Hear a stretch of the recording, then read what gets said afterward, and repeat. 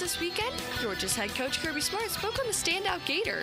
Yeah, I've known Jaden a long time. He's a tremendous talent, a great athlete. Saw him his ninth grade year here in our 7-on-7 camp, and what a great athlete he was then. He was playing safety and knew he would grow into something. He was a big kid then, but he's gotten so much better. He's explosive, he's twitchy, hard to tackle. I mean, runs physical. And he had a great year. We had a great game against Kentucky with the opportunities he got. It's 80 degrees at 12 o'clock. Time and temp brought to you by Bueller Air and Plumbing. Stay cooler with Bueller. 1010XL is presented by Farah and Farah, exclusive injury law firm of the Jacksonville Jaguars. Protecting you and your family. Call 396-5555. Jacksonville. Now, get ready to spend the next 2 hours with our three sports-loving ladies. Mia O'Brien, Lauren Brooks, and Taylor Dahl. Hey, hey. This is Helmets and Heels On 1010XL, switched on by First Coast Lighting and Fans. Upscale lighting, fans, and home decor. Show me what you got, pretty lady. The rumors of the Yankees' demise greatly exaggerated, Taylor Dahl. In related news, I have a new Halloween costume as we begin this Wednesday edition of Helmets and Heels. What is it? It was suggested online by NFL Network's Peter Schrager that, if you happen to have a Yankees jersey and, a glove and some sunglasses, maybe you want to be those two fans that were involved in a interference with Mookie Betts in Game 4 of the World Series last night, and bam! Halloween costume, pop culture reference, you're good to go. Never say we didn't do anything for you. Welcome into Helmets and Heels. Mia O'Brien, Taylor Dahl, RJ Saunders, Lauren Brooks still on the reserve injured list, expected to rejoin us on Friday when we are live at the Florida-Georgia Hall of Fame luncheon. Couldn't begin the program without addressing the Yankees' victory last night, Taylor, that I'm a little concerned about. Did they use all their runs? Did they use all their offense in the waning innings of last night to the point that Dave Roberts was like, I don't really care. I'm going to put out my most inefficient pitchers. And that was even mentioned on the broadcast just to ensure that we get through today and we're ready in full strength for Game 5 tomorrow. Yeah, and I heard Daniel Murphy talking to Dan and Jeff this morning and pretty much saying the same thing, that would be his biggest concern if he was the Yankees, that they saved their best bullpen guys for tonight because they were like, okay, well, if you end up winning last night with the guys that aren't your top guys, then fantastic. But if you give Yankees one win and you go on and you have all of your guys at their highest strength and your bullpen at its best, then that gives Yankees obviously the tougher test. But I said from the start, like after it started with those 3 wins, I said, I think the Yankees will take one. There's no way to me that they weren't going to win at least one game with what their offense was. I think that we've talked a lot, and this kind of, someone posted the stat earlier, because we've talked a lot about Aaron Judge, obviously, and his lack of what he's kind of done in the postseason in general, but especially the World Series so far. And I think that, like Shohei, we haven't really seen much of Shohei this series either. Granted, Shohei's, got injured and has kind of been battling through that. But it was like the thing everybody was most excited about was like, heck yes, we get Aaron Judge versus Shohei Ohtani. And we feel like we've seen nothing out of those two. Hey, don't let him get Freddie Freeman show. And then obviously the Yankees scoring crazy last night. And that should appeal to you Braves fans who are like, why are we starting with those damn Yankees and the Los Angeles Dodgers? Come on, folks. It's the October Fall Classic. This is what we have to do.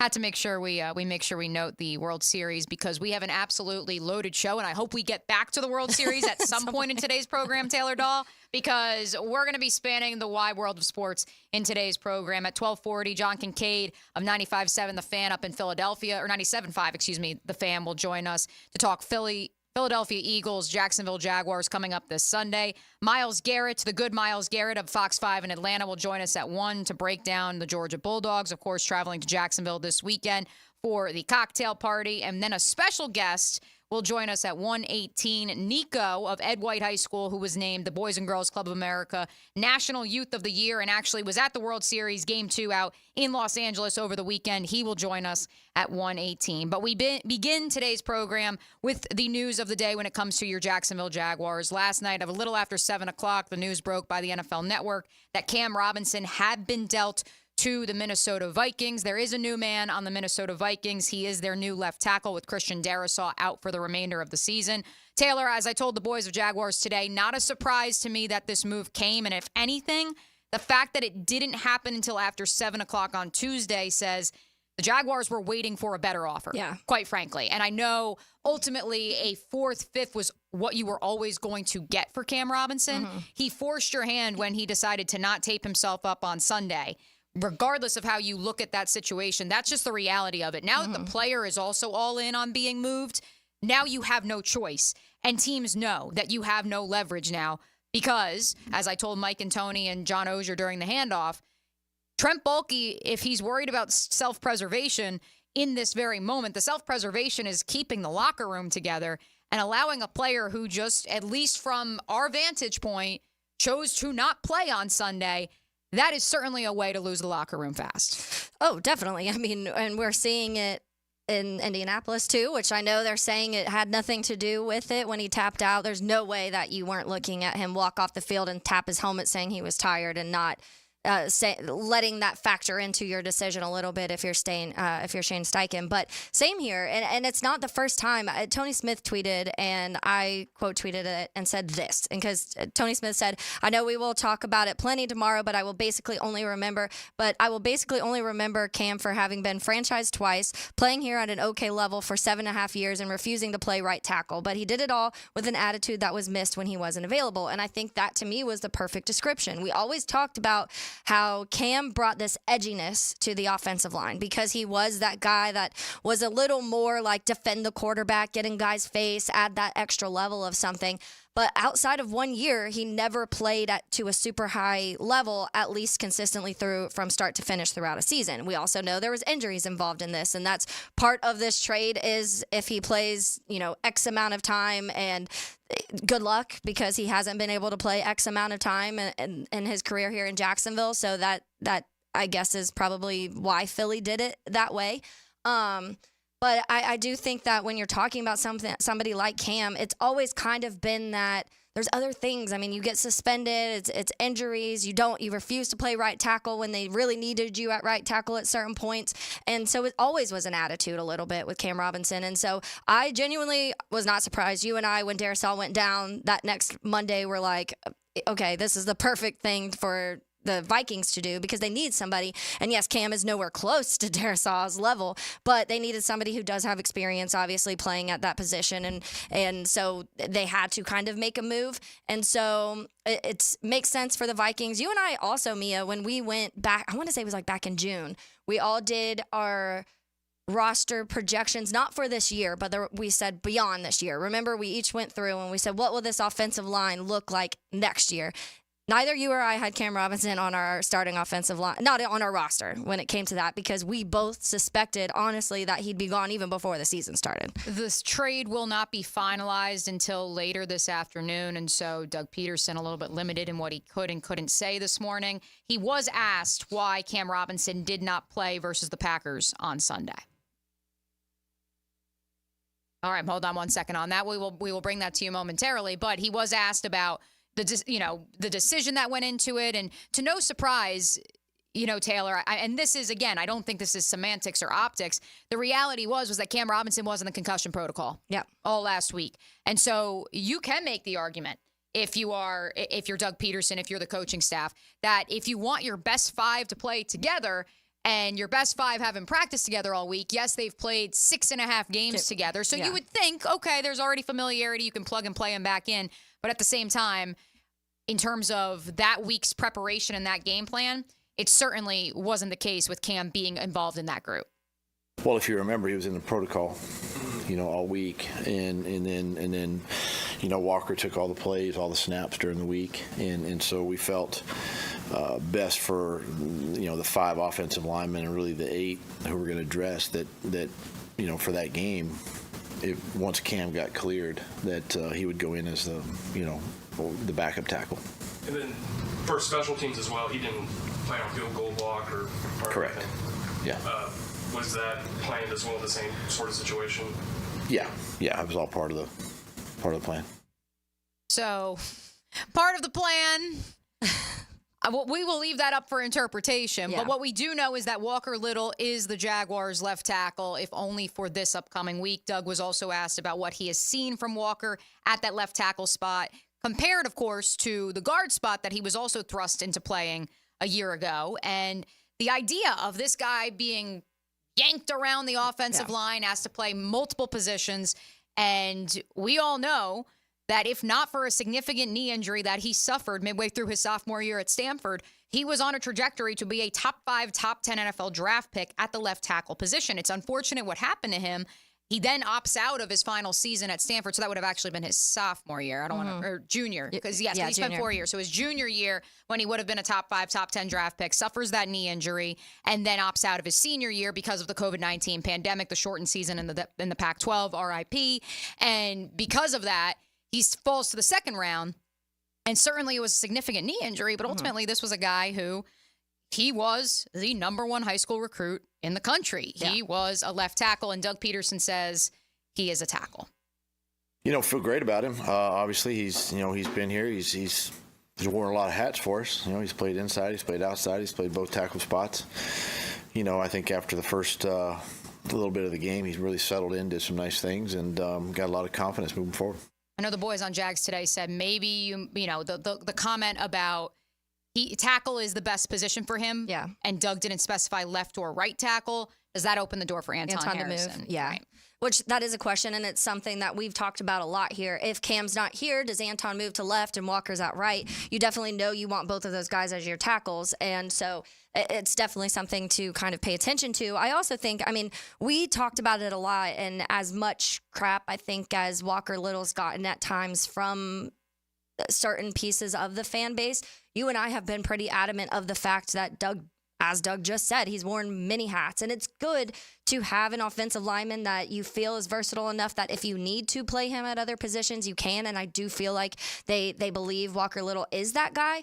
But you also want him at his strongest position, which is probably left tackle or one of the tackles. But in addition to that, you have to get the reps there, or you're never going to be in sync with the guys beside you. And so I'm excited to see him consistently get these reps at left tackle and be able to just kind of progress in that, because he hasn't had that chance. It's been a game or two here, a game or two there, filling in, throwing, and then, honestly, some games we've seen him start somewhere and then have to move somewhere else in the midst of a game because somebody else goes down, and you were never going to get any sort of mesh of everybody if you're constantly having to move around and play different positions every week. We don't have all the specifics yet, but what we do know as far as this trade goes, the Vikings will acquire, of course, Cam Robinson, as well as a conditional 7th-round pick.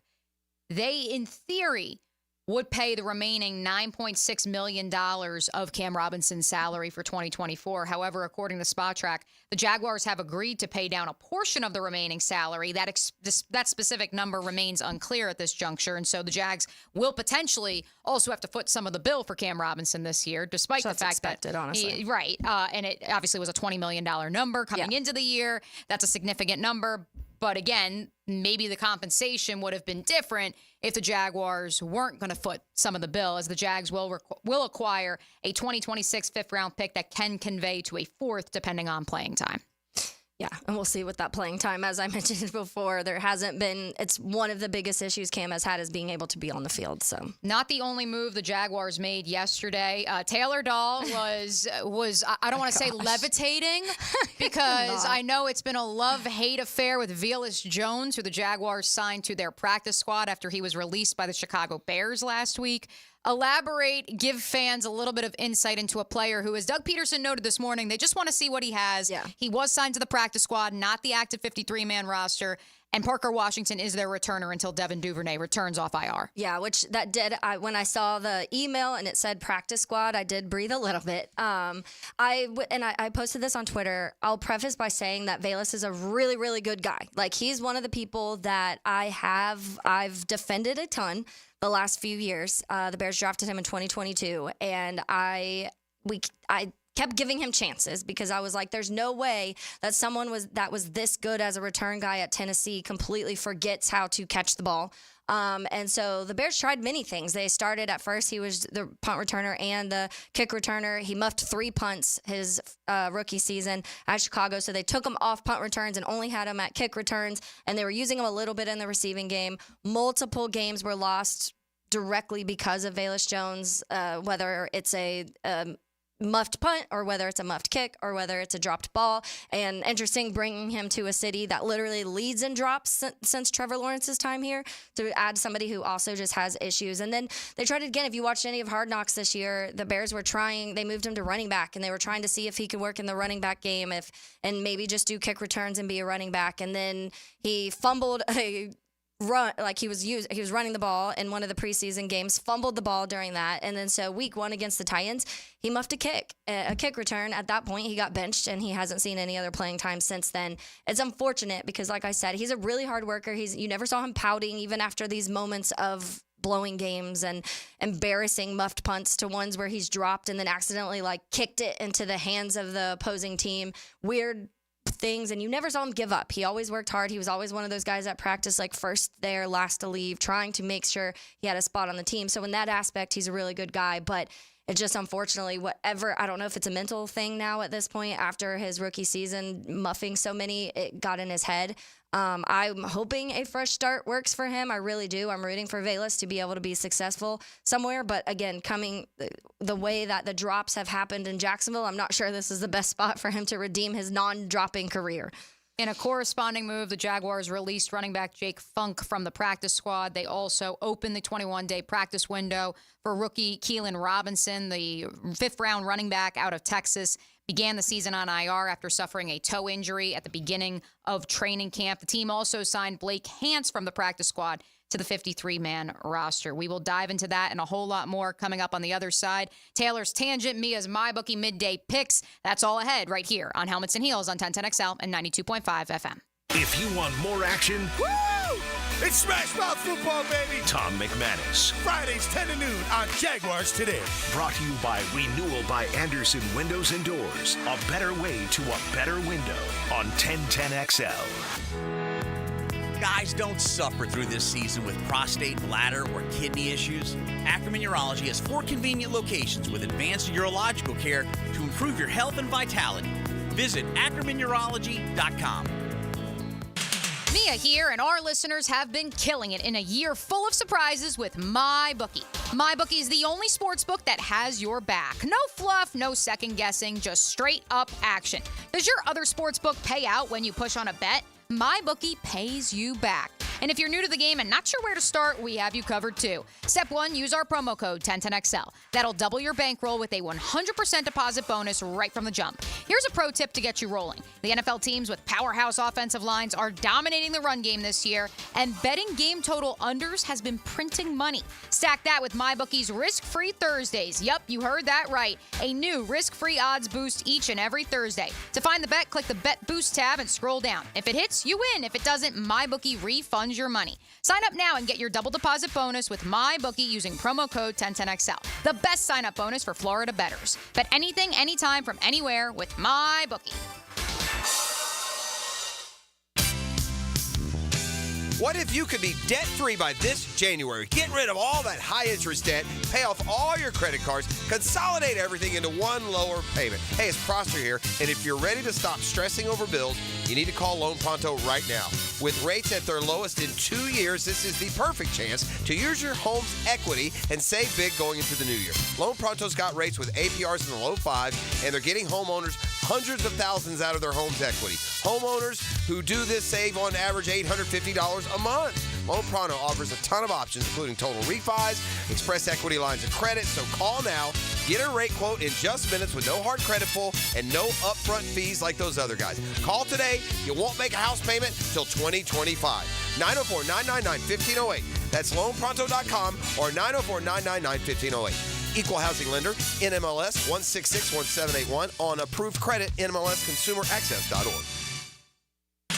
Mia O'Brien here, and folks, it's October 30th, and it's still hot outside, which means your AC better be blowing nice and cold on the inside. If for any reason it's not, my friends at Duck Duck Air Conditioning are here to help. Their qualified service techs can handle any type of cooling issue at your home or business. So don't deal with the heat outside and inside. Give Duck Duck AC a call today to schedule service. 904-862-6769 or online at duckduckac.com. Duck Duck AC is a licensed mechanical contractor.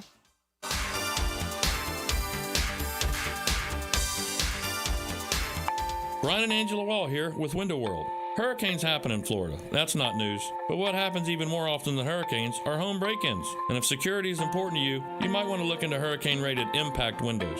What you may not know is that hurricane-rated impact windows not only help protect your home in case of a hurricane, but they also offer another level of security for your home. Have you seen those videos on YouTube that show people trying to break through an impact window?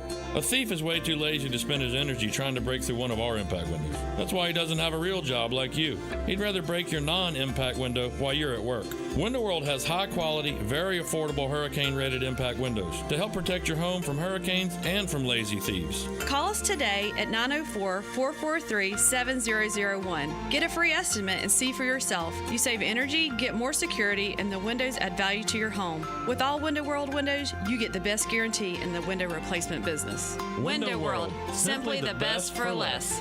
And thank you for your business. Ready to sharpen your aim or find the perfect firearm? Come to St. Nicholas Guns and Range for our White Tag sales event. Up to 20% off all White Tag firearms all October with a huge selection of guns, ammo, and gear, plus Jacksonville's best indoor range for every skill level. They've got what you need to hit your target. If you're a pro or just starting, their friendly experts will guide you at 4630 Blanding Boulevard or online at stnickguns.com. St. Nicholas Guns and Range, gear up, shoot a lot, shoot better.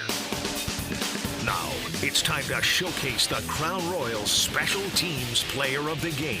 Live generously and life will treat you royally. Logan Cook served up a masterpiece against the Green Bay Packers. The teal and black punter recorded 5 punts for 298 yards, with his longest going for 73 yards. Cook had the right ingredients to deliver a great performance, and he's your Crown Royal Special Teams Player of the Game. Get more Gators on the Gator Bites podcast presented by Southeast Orthopedic Specialists with new episodes every Friday. Subscribe and listen by searching for 1010XL's Gator Bites podcast wherever you find podcasts and at 1010XL.com. Kingfish Pest Control Wednesday. Helmets and heels. I'm Taylor Rose with our Remedy Staffing Westside office off of Normandy Boulevard. We are helping great people find great jobs. Remedy has helped some of the best employers in Jacksonville find talented job seekers like you for over 25 years. Our current job openings range from entry-level distribution center pickers to equipment operators. Apply today at remedygoodjobs.com. Don't wait. Apply at remedygoodjobs.com now. Collisions happen on every play in football. Collisions also happen every day on the road. If you need auto body repair, from a $30 job to a $30,000 job, trust San Jose Collision in Mandarin. 1010XL is presented by Farah & Farah, exclusive injury law firm of the Jacksonville Jaguars. Protecting you and your family. Call 396-5555. Jacksonville. This is Helmets and Heels. Kept classy by First Coast Lighting and Fans. Upscale lighting, fans, and home decor. On 1010XL. Did you know that this week, Taylor, marked the 31st sports equinox? I'm never going to be able to pronounce that word. I did not In know. history, yes, where all 4 major sports were going on at once. Oh, I love that, though. So that was earlier this week. Mm-hmm. We've got a whole heck of a lot to do still here on Helmets and Heels. There's all the sports going on in the world right now, so I'm excited to see where we land with today's tangent. Now, Taylor's Tangent, served up by Chick-fil-A on 1010XL. So there was multiple ways I was trying to decide which way I wanted to go with this today, because there were we're getting to that deadline, the trade deadline. And so there were multiple routes that I could go. But I thought one of the interesting things that I was reading and talking about the NFL in-season trades and how they have been on the rise, because I feel like in previous years, the NFL trade deadline was kind of like, okay. Like every now and then there'd be one splash play of maybe a team who had a superstar and that team ended up collapsing for whatever reason. So they'd make this big trade and it'd be the biggest news that happened all during the entire football season. But now I feel the last few years that's changed. We have seen multiple bigger trades. For example, Montez Sweat going in the middle of the season last year. And there's been several of those type of things happening the last few years. So I've been already thinking about that and wondering why, because Mia, even in this offseason, when we were talking about the Major League Baseball trade deadline and how that one used to be one of, like, you felt like that was one of the ones that was more exciting for a lot of times, and then it was kind of a dud this year. And so it feels like maybe the NFL is changing and teams are changing a little bit to not be so held back when it comes to making some of these in-season NFL trades. So someone actually, the CBS Sports wrote an article on this of how they have ramped up in the last few years, but this year even more so. So this year, for example, as of last night, we've already seen 9 trades completed since the start of the 2024 season. We've seen the Seahawks get Roy Robertson Harris. We've seen the Jets get Devontae Adams. The Bills got Amari Cooper. The Vikings got Cam Akers. The Chiefs got DeAndre Hopkins. The Seahawks got Ernest Jones. The Chiefs got Josh.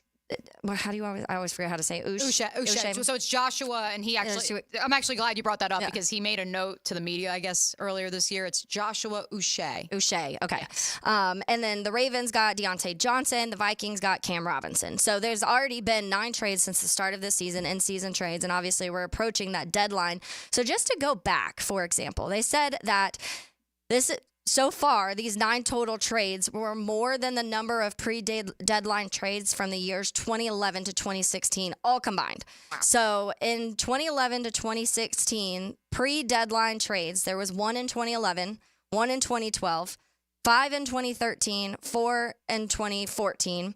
And so we're already, that's the total trades. So the pre-deadline, it was none in 2011, none in 2012, 4 in 2013, 2 in 2014. 2015 actually had 10 of them, and then in 2016 they had 4. Right now, we're still waiting for that final because it's already at 9, and we're still approaching that. But it is kind of crazy. Last year, for example, there was 15 total trades made during the season. In 2022, there was 19. In 2021, there was 14.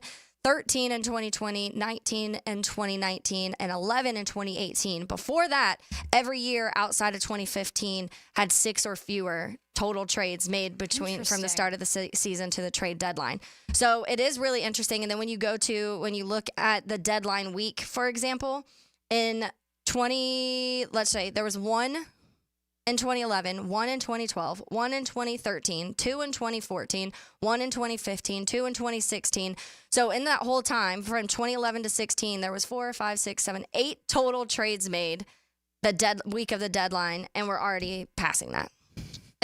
So here's what I'm going to do. Not just because Mia's my bookie midday picks are going to reflect this as well. Mm-hmm. Part of why I led with the Sports Equinox to begin this segment is because I can't help but get away from hot stove season in Major League Baseball. Taylor, for you as a baseball fan, for me as a baseball fan growing up, I love nothing more than hot stove season in the winter. My favorite time of the sports calendar year. Now, of course, this is when I'm a young pup, circa, 2004 to 2011.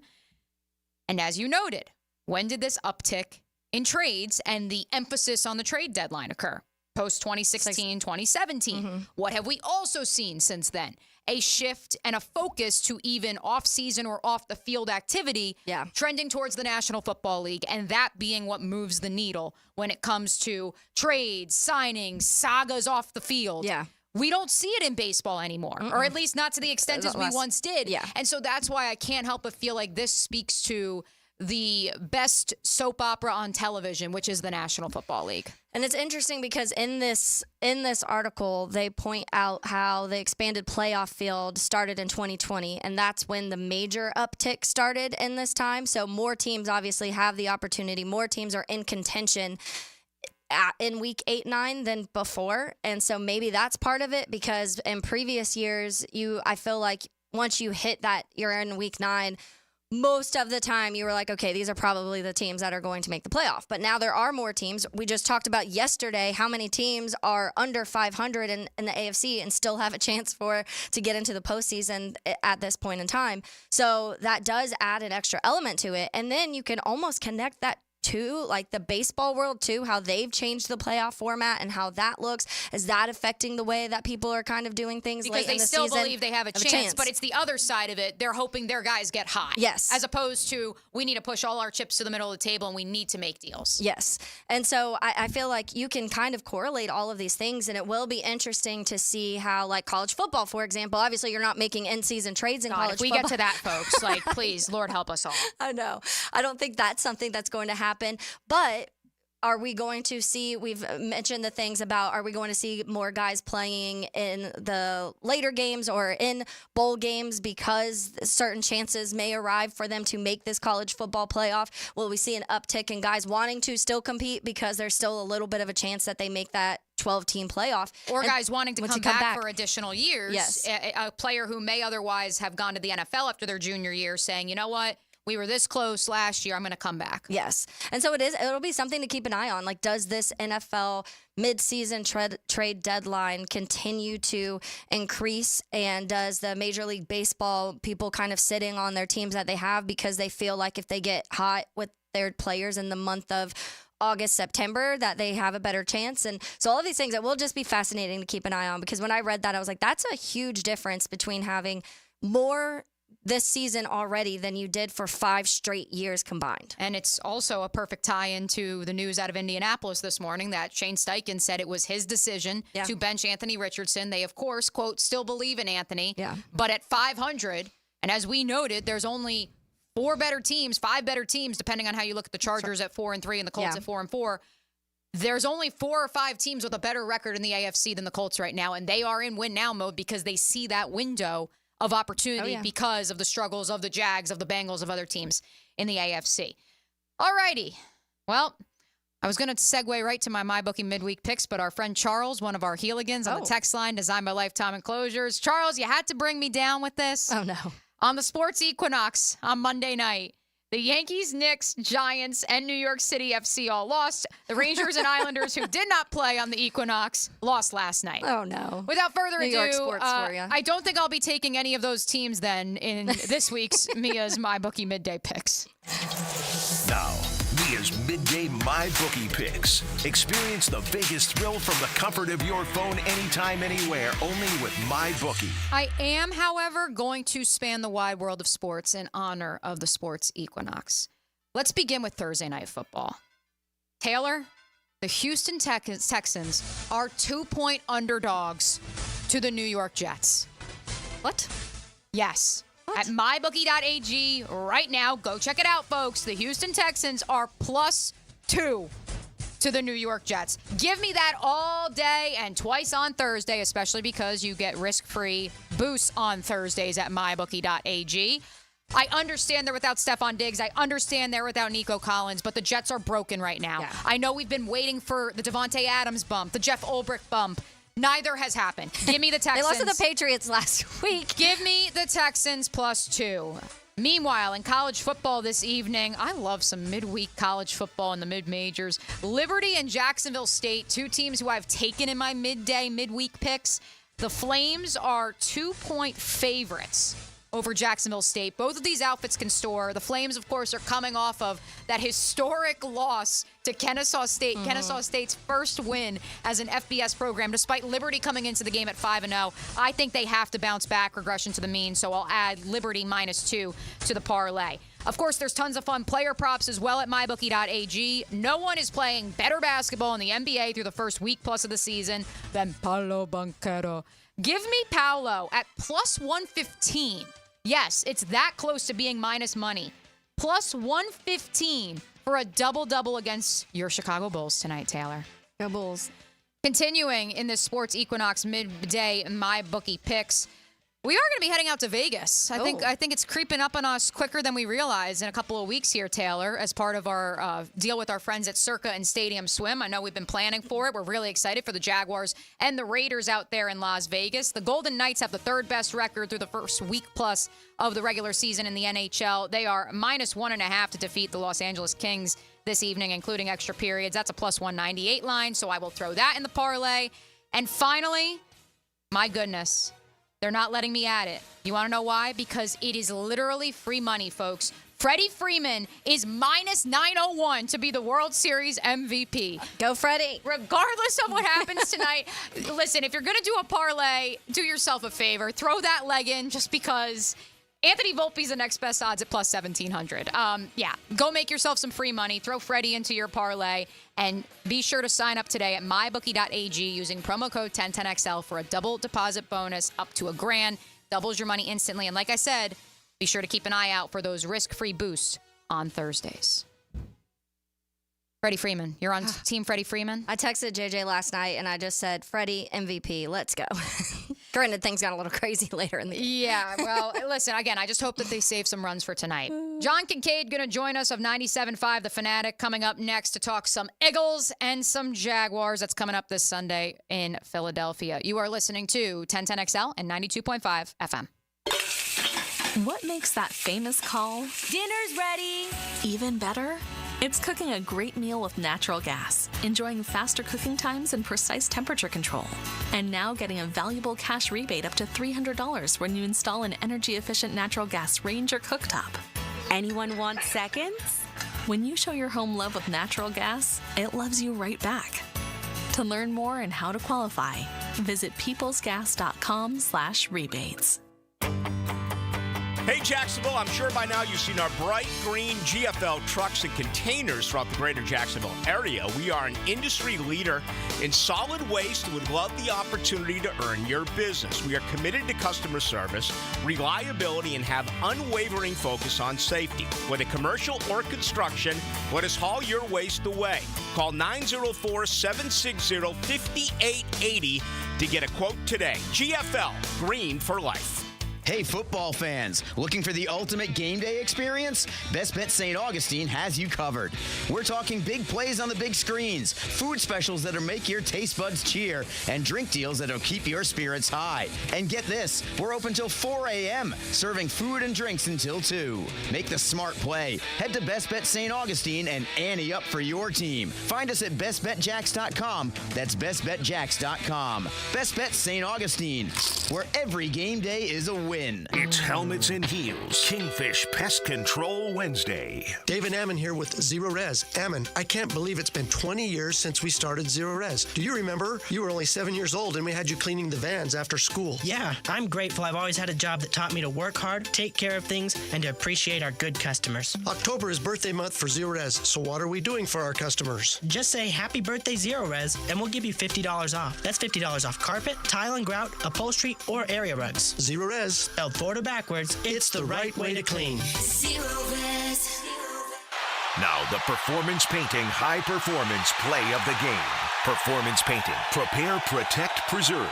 When all looked lost for Jacksonville in the game's closing moments, the Teal and Black would deliver in a big way in the clutch. Trevor Lawrence would find tight end Evan Ingram, who would make an unbelievable touchdown grab to tie the score at 27, with 1:48 left in the fourth quarter. The Evan Ingram score is your Performance Painting Play of the Game.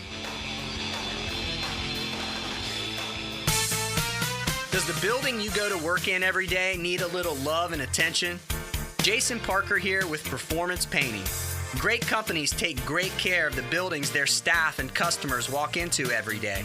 If the building you're in doesn't match the vision you have for your company, we can help. Go to performance-painting.com. Our highly trained team makes the difference. Quality coatings applied with pride.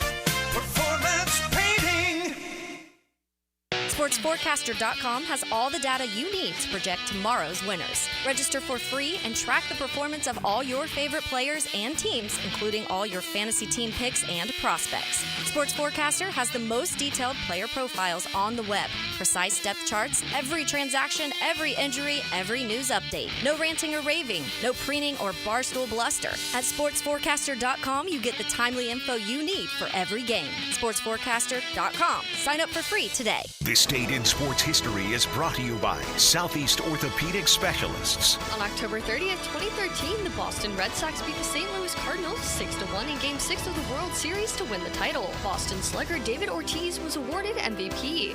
Don't make a bad call when it comes to servicing your home. Cooling off with a baby pool in the house to fix your air conditioning problem is a bad call. Trying to catch a wave in a flooded bathroom is a bad call. Using a burning electrical panel to make s'mores is a bad call. The next time something goes wrong, make a good call to Donovan. Whether you need air, electric, or plumbing service, Donovan is always a good call. It's why we've been trusted by our customers for almost 40 years and why you can trust us to deliver fast, reliable service to your home. Donovan, always a good call. Visit DonovanAC.com today. Navy Mutual was created by service members for service members, so we know what it means to serve. Our policies have no active duty service restrictions, so you can rest assured that you're covered no matter your duty station, home or abroad. To go even further, we promise that premiums will not be higher for those who serve in dangerous environments, including aviation, diving, or on deployments. Let us help you protect those you love the most. Learn more at NavyMutual.org. Lauren Brooks here. Now at Hodges Mazda, get 2.9% APR for 72 months on the 2024 Mazda CX-90, Mazda's largest and most luxurious SUV. Or drive home a 2023 Mazda CX-30 2.5S Preferred for as low as $26,999. This compact SUV is designed for both city driving and weekend getaways. Discover the Hodges Mazda difference with a non-commissioned sales team who are always focused on your best interests. Plus, enjoy 2 years of free maintenance. Visit Hodges Mazda today or shop online at HodgesMazda.com. See dealer for details. Terms and fees for qualified applicants expires October 31st, 2024.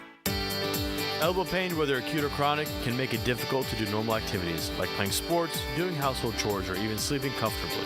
Dr. George Barr here, and no one wants to deal with pain without solutions on how to feel better. We've all heard of tennis and golfer's elbow, but there's plenty more that can cause pain, like osteoarthritis, muscle tears, and nerve entrapment.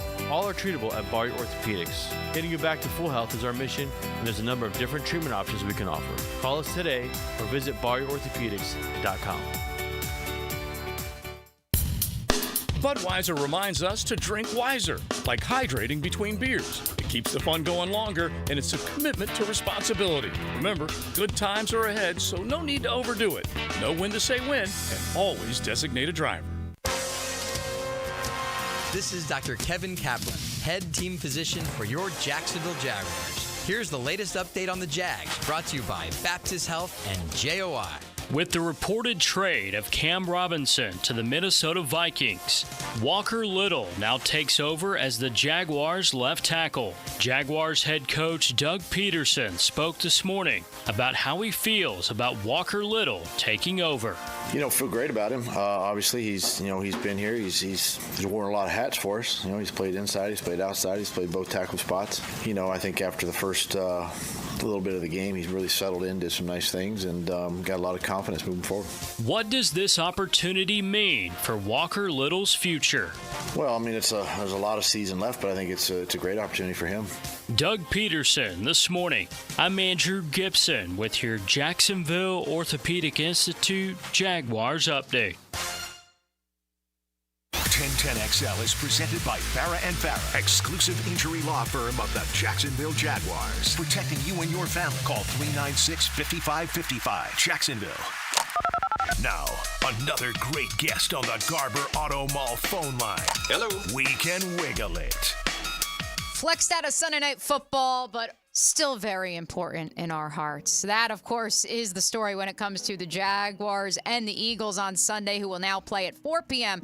on CBS. And, of course, you can catch that game live here on the Superstation. Joining us now to break down the matchup from the Eagles' perspective, John Kincaid of 97.5 The Fanatic. You get him on mornings there from 6 to 10 a.m. John, thanks so much for joining us on the Garber Auto Mall hotline. I am thrilled to be with you guys. I used to be with you in Jacksonville for 20 years of my life this week. Oh, wow. Okay. For Georgia, when I was in Atlanta, Mm-hmm. we were the college football. We would do the college football voice of the South, 680 The Fan. We would be there for Georgia, Florida weekend. I spent, Thursday, Friday of Georgia, Florida week, and then a special Saturday, always broadcasting from the old landing. I love it. So before I came home to Philly, it was always Georgia, Florida, and Jacksonville itself became, part of my existence. Well, John, it's pretty amazing. as you know very well, I was down at the stadium this morning for Jaguars availability, and to no surprise for you, I already saw folks getting ready in RV City. So in RV City, I'm sure. Oh, yeah. So it's always a great time, and love it. And we used to, when I lived in the South, we would vacation down in Palm Coast. Oh, nice. At Hammock Beach Resort. So I love your area. And you guys are great. And believe me, it's still pretty warm up here in Philly, shockingly, but I always envy the nice weather. Yeah, this is a very rare instance in which the temperature in Jacksonville is the same as the temperature up in Philadelphia. So we've been having some really good weather, and it's an amazing thing. Tomorrow we will end it. They're saying we went the entire month of October with no rain. Oh, my God. Wow. Not a drop. Not once. Man, oh, man. We cannot say that. And it's been, the last time it happened was 100 years ago. So holy moly. We're in like a very dry spell up here, but it's been nice, and I've gotten to play some golf, so that helps out. Love it. Well, it's been 7 years, John, since Doug Peterson led the Philadelphia Eagles to a Super Bowl title back in 2017, 2018. He spoke this morning about how he has never actually seen the statue outside of Lincoln Financial Field. His family has. He has never actually gone to see it. What is the perspective, not just of the Jaguars at 2-6 heading up to Philly, but Doug Peterson returning once again to the place where he brought a Super Bowl home? Well, let me tell you this. Doug Peterson will forever be loved in Philadelphia. We will forever love Dougie P. and just the magical year that he was a part of.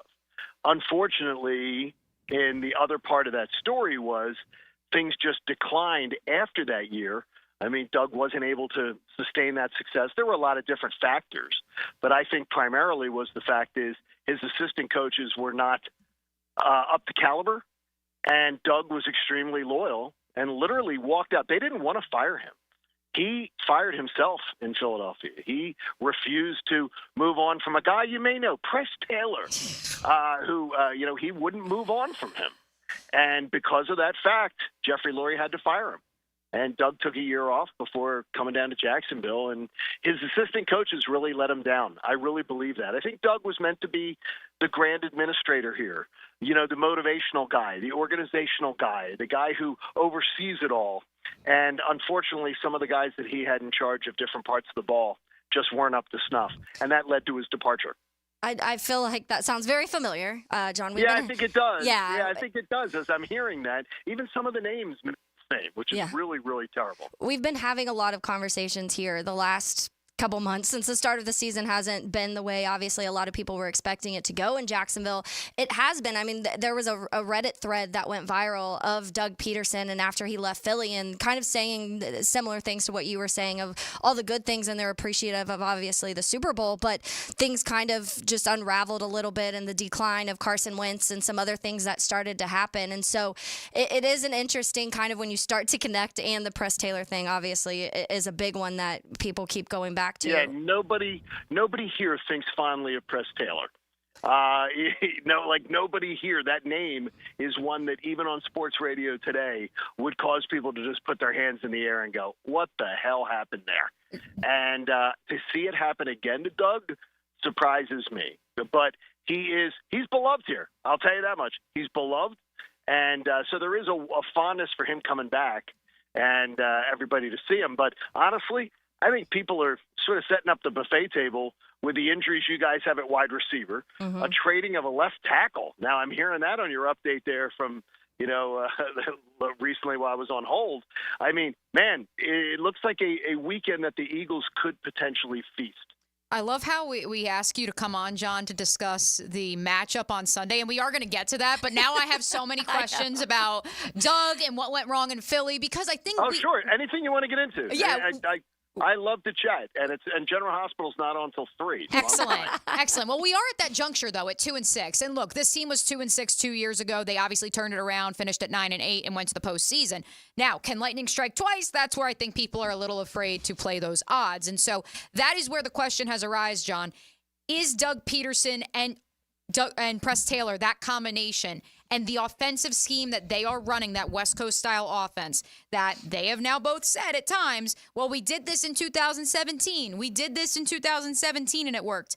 It's now 2024. And so from an offensive game planning perspective, kind of a two-parter, if you may, how have you seen the league evolve, and maybe it doesn't look like Doug and Press have evolved, or does it feel like they are the right match for Trevor Lawrence? Well, I'm going to tell you one thing. I said, first of all, just strangely, your quarterback, Trevor Lawrence, I saw his only high school loss as he lost to my daughter's high school. So I got to see that. So I always think of it. But I have a fondness for Trevor Lawrence. But what I would tell you is this: there is nothing that I have seen in the NFL out of Trevor Lawrence that resembles in any way, shape, or form Carson Wentz of 2017. Carson Wentz of 2017 was an MVP. He would have waltzed to the MVP if he didn't tear up his knee in their 13th game. If he doesn't have that season-ending knee injury, they're 11-2 at the time, cruising to the number 1 seed. He is a second-year quarterback, dynamic as hell. His numbers off the charts. I've never seen Trevor Lawrence even sniff looking like Carson Wentz looked. So that's a big part of it, where any comparisons between 2017 and what's going on at Jax, I don't think match. But more importantly, I think it's the idea that the league has evolved. The league has evolved to a lot of things. And in fact, I think you're seeing the league, I'm using the word regression, but you're seeing the league move back to a lot of teams, a lot of the best teams. They will lead with a run. They will lead with a rushing attack. Look, you're going to see it on Sunday. You're going to get a great dose of Saquon Barkley, and they don't give a damn that the Jacksonville Jaguars are pretty good against the run. They don't care about that because they're going to still try to impose their will with Saquon. But so I think the league has look at teams like, you see the Baltimore Ravens. They're willing to lead with a rushing attack. San Francisco with Kyle Shanahan, they're willing to lead with that rushing attack. I think the league is far different than 2017 when it was a little too pass happy for my taste. Yeah, we're definitely seeing an increase in the importance of the run game kind of come back, which I personally love too. I do want to talk. We're talking about Press Taylor. We can jump over to maybe his brother, Zach Taylor, leading the Bengals. Obviously, the Eagles coming off a big win against the Bengals. And I think one of the things, John, that's popped out to me is what seemed like last year, the defense being kind of disappointing in Philly because of the year they had before. And then the start of this year, people were questioning if it was still going to be that. And I think we've started to see this resurgence of the Philly defense. So what are your thoughts on that? These last 3 games only allowing 16, 3, and 17 points. So what is this defense looking like? What's been working recently? Well, here's what's great about it is, from a Philly fan perspective, Vic Fangio came in and took over a dumpster fire defense from last year. The Eagles were 30th. In points per game last year in defense, which is atrocious. And they were in terrible condition. Sean Desai, I wouldn't hire him to lead a bachelor party to a strip club. He was terrible. I mean, he was absolutely atrocious. So they bring in Vic Fangio, old school mentality, but just an old school kind of coach. We have one of the youngest defenses right now in the NFL and an extremely young secondary. And nobody can believe how they're playing. They are dynamic. Quinyon Mitchell, the young corner, has been absolutely fantastic. He has been great. Isaiah Rodgers coming off the 1-year suspension for gambling out of Indianapolis, and last year the Eagles picked him up after the Colts cut him loose, and they literally just parked him, saying, we'll get him next year, a young corner. Obviously, Darius Slay, we don't know the full situation with Darius Slay, but I wouldn't expect him to be playing on Sunday. They have a young secondary. Cooper DeJean, wait till you see the kid out of Iowa. Wait till you see him play safety. He was absolutely amazing against Jamar Chase. 1-on-1, 3 different times on Sunday, running him down and stopping him from getting to first-down yardage. He stopped them, and nobody really undercuts Jamar Chase much. They are dynamic. They're young. They're tough. And it has been such a breath of fresh air They are very, very good right now in the secondary, and that has actually helped to spur the pass rush a little bit because they can literally let guys go one-on-one against receivers. And right now, with your receiver core banged up, I would imagine you're going to see a little more of Vic Fangio unleashing the hounds on Trevor Lawrence. As luck would have it, John, you are speaking to one of the largest little did you know. Cooper DeJean and Iowa fans in Jacksonville. I didn't know that. Yes, By the way, what a great young man. Incredible. Yeah. He is. We love him. And the teenage girls. Oh my God! Which is funny because if you ask CDJ, as our morning show likes to call Cooper here at 1010XL, if you ask CDJ, he probably doesn't even know the girls are after him because his favorite hobby is watching tape and looking at his playbook. It is. So he's learning to cook. Oh, now okay. Love that. There we that's go. one of the things they're doing even now with some of his stuff is they're teaching him to cook because he has to take care of himself now. Okay, so he's not at a training table. And believe me, there are at least 500 girls in South Philly that are willing to cook for him. I need to do the dance of the seven veils, if you know what I mean. I need Dan Hicken and Jeff Prosser to be they host our morning show, John, just like you do up at 97.5 The Fanatic in Philly. I need them to be listening right now. E.T., their producer, if you're driving around right now, we need to clip this. We need to let this be known because the Googans are going to feast on this. John, because go ahead. I was just saying, because our time with you is short, I do want to hit on the injury front, the offensive line for the Eagles. That appears, at least on paper, to be perhaps the one area that may be susceptible to the injury bug. Walk us through. Don't dream. Don't dream. Okay. All right. Yeah, don't dream. The Eagles the offensive line depth has been amazing. Fred Johnson coming in when Lane Johnson went down. Jordan Mailata's been out, and I expect Jordan Mailata would also miss this game. I don't expect them to put him back in there. They have not missed a beat. They are physical. They have given against the Bengals. Jalen Hurts did not have to wash his uniform on Monday. I mean, they just Febrezed that thing. They just sprayed it a couple times because he hardly broke a sweat. I mean, Shamard Moore Jr. was like he looked like he was stepping into a GQ shoot right after the game because he had not been stressed in that game. So unless the Jags can find some really sort of interesting ways to get after Jalen Hurts, I'm telling you right now, I think it's going to be a long afternoon in South Philly, like really long for the Jags because the Eagles are ascending and they finally seem to have gotten some things worked out. I think it's going to be a bit of a rough ride for you guys. Yeah, to go off that, just some numbers. The Jags are 29th in QB pressure percentage, 27th in QB sack percentage, 26th in time to pressure, and 32nd in blitz percentage. So it could be A.J. Brown, Devontae Smith. Here's what I would do. You guys don't have the gambling apps. See, I have the gambling apps. Oh, no, we do. We have a couple, yeah. Oh, you do have apps now. Okay. Well, then tell everybody bet the A.J. Brown overs, bet them over, and bet the Devontae Smith overs while you're at it. I mean, just go nuts a little bit because I think it's going to be a lopsided afternoon for Doug's return. John, I'm expecting it to be a tough day. We should have had you on before I made my MyBookie midday picks in the previous segment. Well, I love how you slip a sponsor in there. you sound like Frangie. You've managed to who could literally flip a sponsor in the middle of like a 2-minute rant. Well, we could fit in something like that. How about this, John? We do have another guest joining us to preview the cocktail party, which we led off speaking with you about the Florida-Georgia game coming here to Jacksonville this weekend. So Don't tell me it's Buck. Who is it? It's Myles Garrett. Oh, my gosh. That's fantastic. You guys are like low to my... Look, I know you guys are the station to listen to down there because whenever I would travel through, I'd always be listening. So that's fantastic. It's going to be a great time. Yeah, Miles with an I of Fox 5 Atlanta. Got you there. Oh, it's that Miles. He's Little Miles. Yes, he is. Little Miles. Little Miles is going to join us on the Garber Auto Mall hotline coming up next. Little Miles. That's Little Miles. Yes. I bet your Frangie has my old partner Buck Ballou on this week. I'm sure he probably has him on. Those two are always rubbing elbows. All right. Stuff like that. So you guys have a great time. If you ever need me, check back in. In fact, we could do an autopsy on Monday. I'll check honestly, the body John, pencil us in because we need more time with you on the Garber Auto Mall hotline as I slip in another sponsor.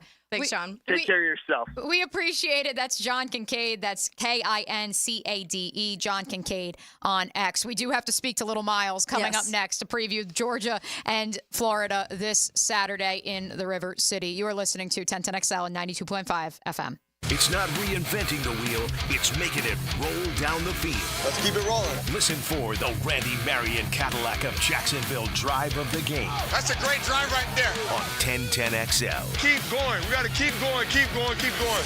Now you can watch 1010XL shows all day on X, Facebook, and YouTube. Brought to you by MyBookie. Experience Vegas from the comfort of your phone anytime, anywhere. Sign up today. Use promo code 1010XL. Mia here for MyBookie. Our listeners have been killing it in a year full of surprises. MyBookie is the one book that's got your back. No fluff, no second guessing, straight up action. Does your other sports book pay out when you push on a bet? MyBookie pays you back. And if you're new to the game and not sure where to start, we've got you covered. Step 1, use our promo code 1010XL. That will double your bankroll with a 100% deposit bonus right from the jump. Here's a pro tip to get you rolling. The NFL teams with powerhouse offensive lines are dominating the run game this year, and betting game total unders has been printing money. Stack that with MyBookie's risk-free Thursdays. Why wait? That's right there, a new risk-free odds boost every Thursday. To find the bet, click the Bet Boost tab and scroll down. If it hits, you win. If it doesn't, MyBookie refunds your money. Sign up now and get your double deposit bonus with MyBookie, the best sign-up bonus for Florida bettors. Bet anything, anytime, from anywhere with MyBookie. Electrical problems? Call American Electrical Contracting. 737-7770. Small jobs or large, they do them all. Work with a locally owned and operated company that will wire it right at a fair price. It's not just a slogan, it's the way they do business.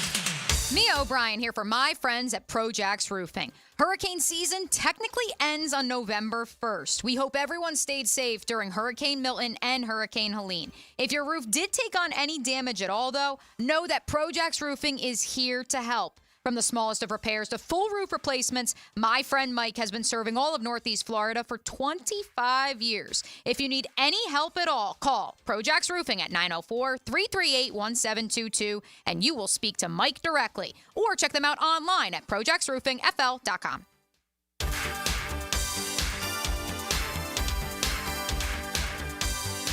Value or flavor? Price or taste? Why choose when you can get both with everyday deals at Sonny's? Right now, you can get the pork big deal for $10, the pork and rib combo for $12, and all you can eat ribs for just $19.99. Yep, you heard right. All your favorites are now available all day, every day. And that's why it's always Sonny's here. Sonny's Barbecue, local pitmaster since '68. We've all heard the saying, go big or go home, right? Well, I've got a new spin that goes a little something like this. Go epic and save big, and then you can go home in a brand new Toyota from Arlington Toyota. Mia here. It's the Epic Lease Savings Event, and it's going on now at Arlington Toyota. Right now at Arlington, you can save big and lease a new 2024 Corolla LE for only $89 a month. Or save big and lease a new 2025 Camry SE for only $129 per month. Need an SUV? Then lease a new 2024 RAV4 XLE for only $199 per month. Our friends at Arlington even have epic lease savings on trucks, too. Like a new 2024 Tundra lease for only $299 a month, or a new 2024 Tacoma lease for only $269 per month. You can always count on Arlington's lot to be packed with new Toyotas, too. This is one epic lease savings event. Don't wait. Shop in person, 10939 Atlantic Boulevard, or online anytime at arlingtontoyota.com.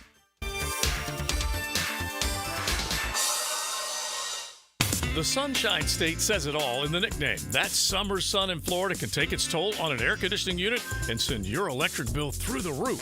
Florida Home AC can help you handle the heat with a brand new AC unit with low monthly payments and over $3,000 in federal tax credits on select systems. So this summer, don't sweat it out.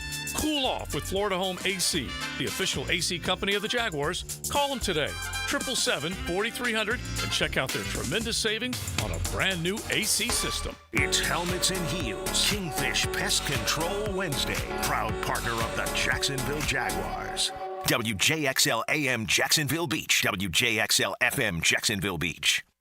The Golf Club of Southampton has plenty going on, from a great round to a round with your buds, soaking up some football and great grub. Every Saturday and Sunday at Southampton, enjoy their game day special. Wings tossed in your favorite sauce and a cold pitcher of beer. Membership opportunities to take advantage of, too. Join Southampton with a paid initiation, and you'll get a $500 gift card. Perfect for golf, pro shop purchases, or the clubhouse. Check it out. It's all happening at the Golf Club of Southampton. This is Hayes Carline for First Florida Credit Union. I bank with First Florida Credit Union because I trust them. I can always count on them when it comes to the vast services they provide. First Florida Credit Union was voted Best Bank in the 2024 Best of Bold City Community Choice Awards, and it's easy to see why. I go to the branch off 210 in St. Johns County and the new Durbin location, but they have 10 branches in the Jacksonville area. You need to be banking with First Florida Credit Union. They're enriching people every day. Federally insured by NCUA, Equal Housing Opportunity Lender. Jacksonville contractors and business owners, do you need custom large metal fab gates or automatic gate controls? Frank Frangie here. Coyle & Sons has been in business in Jacksonville since 1927. They've earned the reputation of quality and specialized skill. Coyle & Sons are the ones trusted in Jacksonville by the top contractors, and they stand on the reputation when you need almost 100 years of commercial contractor experience. So call Coyle & Sons today at 904-356-4821, CoyleJacks.com. This is Molly McDonald with your 1010XL Southeast Orthopedic Specialist Local Sports Update. Brought to you by St. Nicholas Guns and Range. Miami Hurricanes' high-powered offense preparing to kick it up a notch when they host Duke this Saturday. Manny Diaz, the Blue Devils' first-year head coach, spent time in Miami as their defensive coordinator and head coach before Cristobal replaced him. Miami's head coach Mario Cristobal spoke on going against Duke's defense. Really impressive. I mean, they force a lot of turnovers. Besides the turnover margin, I mean, third down, they're excellent. Red zone, they're excellent. Tackles for loss, I believe they're second or third in the country, if not first. Very disruptive. They play really hard. I think the fact that they have had that type of production is part of it. They have really good players, but they scheme it up really well, and the guys play really, really hard. Hurricanes and Blue Devils down in the Hard Rock Stadium, kicking off Saturday at 12. It's 81 degrees at 1 o'clock. Time and temp brought to you by Bueller Air and Plumbing. Stay cooler with Bueller.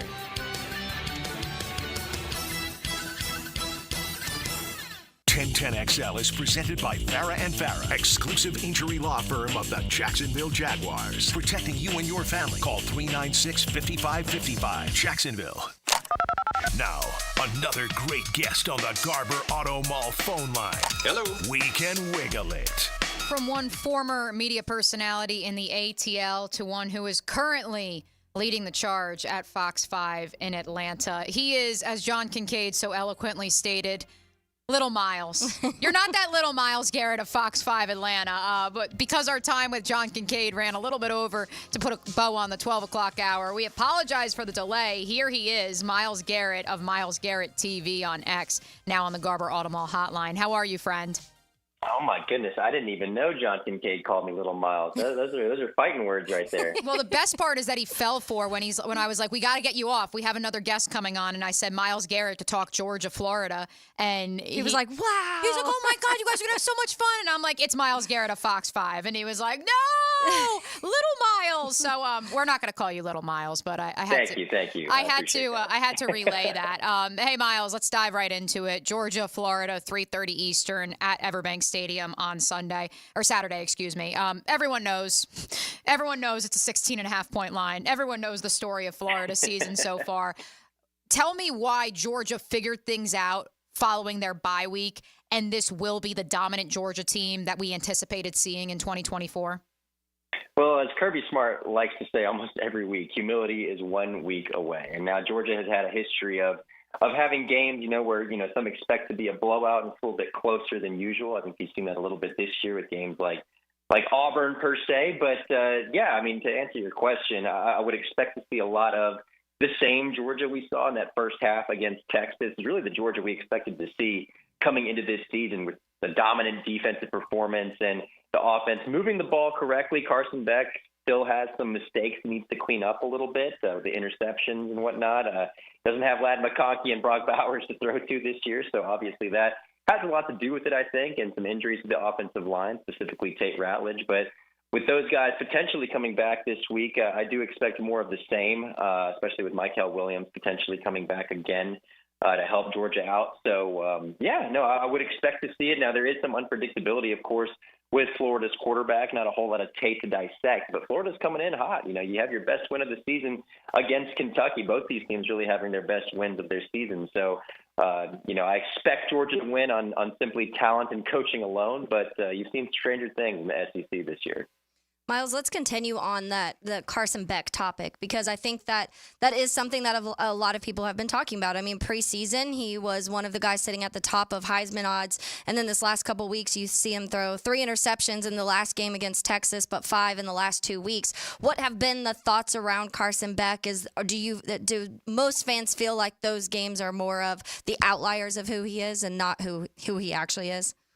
Yeah, at least when we talk to Kirby Smart, it seems like that has become the theme of it, just being the outlier, because I don't think anyone's calling for Carson Beck to lose his job or anything like that. I don't think it's gotten that bad, but it is a point where, like you said, it's a far cry from what we saw at the beginning of the season, where there was a lot of expectations for Carson to potentially be the number 1 overall pick even in the upcoming NFL draft. So I think it's more of a reflection of the offense as a whole. Again, like I said, you lose some of those bodies there. It kind of changes the flow of how you want to operate. And, you have some new running backs back there, obviously, with Trevor Etienne being one of them. So it's a lot of new faces, I think, and I think it's just taken some getting used to. But they have been moving the ball still pretty efficiently, maybe not to the explosiveness of a Monken offense like with Stetson Bennett. But the Bobo offense still puts up a lot of points, just kind of, I'd say, maybe a little bit slower than what we're used to seeing with Georgia teams. Miles Garrett of Fox 5 up in Atlanta is our guest on the Garber Auto Mall hotline. Miles, coming into the meeting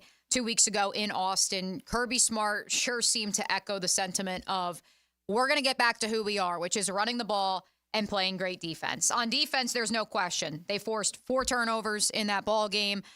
In terms of the run game, though, you brought up Trevor Etienne. Georgia has yet to have, correct me if I'm wrong, they have yet to have one running back go over 100 yards in a single game. As is, despite doubling up the Longhorns, the Dogs only rushed for 108 yards 2 weeks ago in Austin. Is it still a problem, and is it systemic of what you just said, the entire offensive operation? I don't think it's a problem, and I think this last performance, because it was really one of Trevor Etienne's best performances we've seen this year. And as you said, I'll have to look at the stats to affirm that statistic of 100 yards. But it sounds about right, because look, guys like Etienne, he has been their number 1 running back this season. He usually revolves around those 60, 70, 80-yard range because there's a lot of distribution. Nate Frazier has been huge this year, the freshman for Georgia. Strong argument that even he could take reps as a first-team running back with how tough he runs back there. But, yeah, I think that there's been, I wouldn't say that Georgia has relied on the running game as heavy as they usually do with the bodies they have. I think it's been a lot more distribution per se and running backs out of the backfield, catching some balls because, Trevor Etienne also added 3 catches, 23 yards as well. So, he's getting involved in the offense a lot more. Cash Jones even is another running back that has gotten significant amount of reps this year. So it's been really a 3-headed, I probably wouldn't call it monster just because of the production, but a solid level of play that I think has improved steadily over the last few weeks. Miles, how do you think the Georgia defense, who we spoke on earlier, is kind of their strong suit, and that's what a lot of people expected, but facing a Florida, for their offensive lines played really well. It's the switch with obviously Graham Mertz getting hit and DJ Lagway kind of taking over. What is the approach for Georgia's defense when facing Florida's offense this weekend? Yeah, Kirby Smart said the big thing they're going to be looking for is the explosiveness of Lagway. I think that's something that he really brings to the table and as far as being a threat. And again, I think going back to the lack of tape that you have, I think that it really is a big element in college football. And you also don't have Dan Jackson, at least for the first half for this upcoming game for the Bulldogs, who's been huge for this defense tremendously all over basically this entire season. But, they still have bodies. Jalen Walker had a huge coming out game.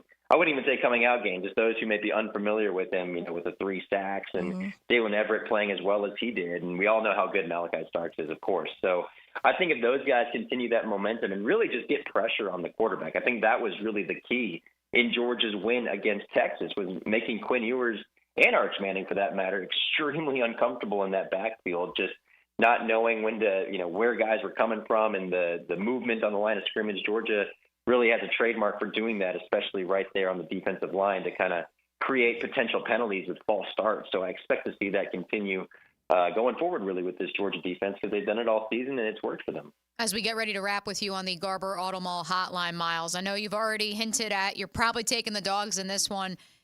So do you think Florida keeps it close, I guess would be part one of my question. And then part two, who has to be at their A game to ensure that Georgia wins this game handily?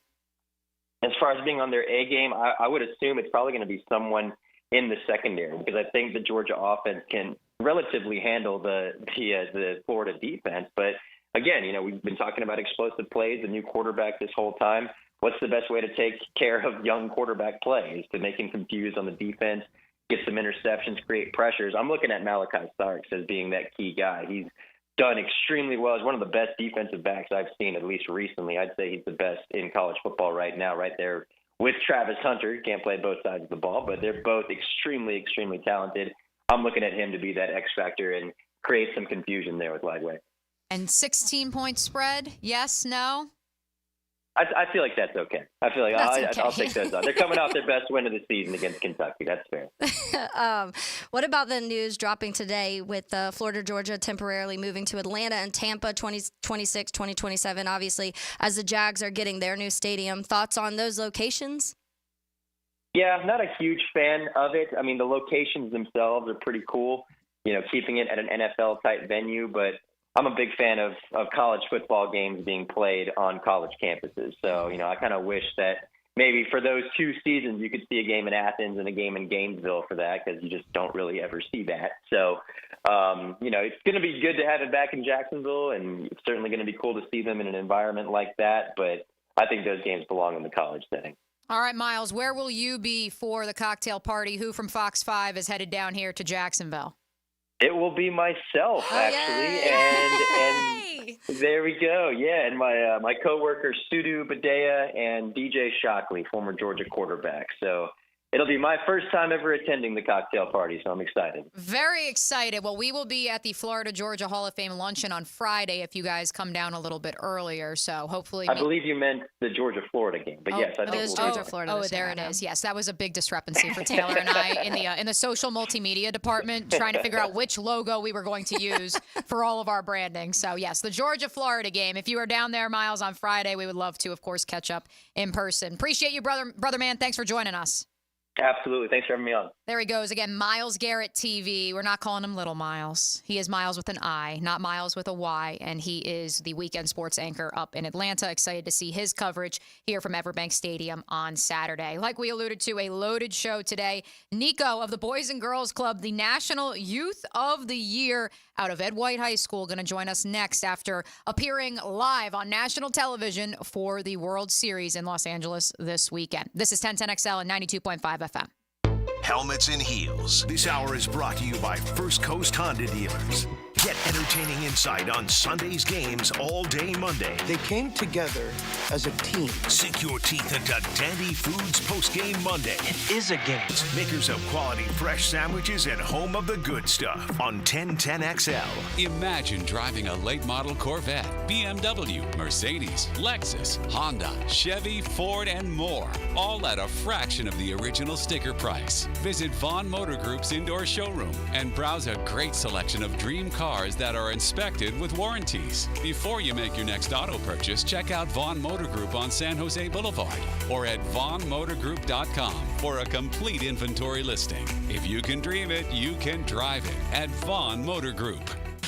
Mia O'Brien here for my friends at Duck Duck Rooter. If water flows through it, the team at Duck Duck can install it or repair it. From septic tank pump outs, drain field installations, clogged drains, water heaters to repipes, they do it all. And they do it well. But don't just take my word for it. Check out the reviews on Google and see what customers just like you are saying about their experience with Duck Duck Rooter. Duck Duck Rooter is a proud partner of the Jacksonville Jaguars. Visit duckduckrooter.com to schedule service today.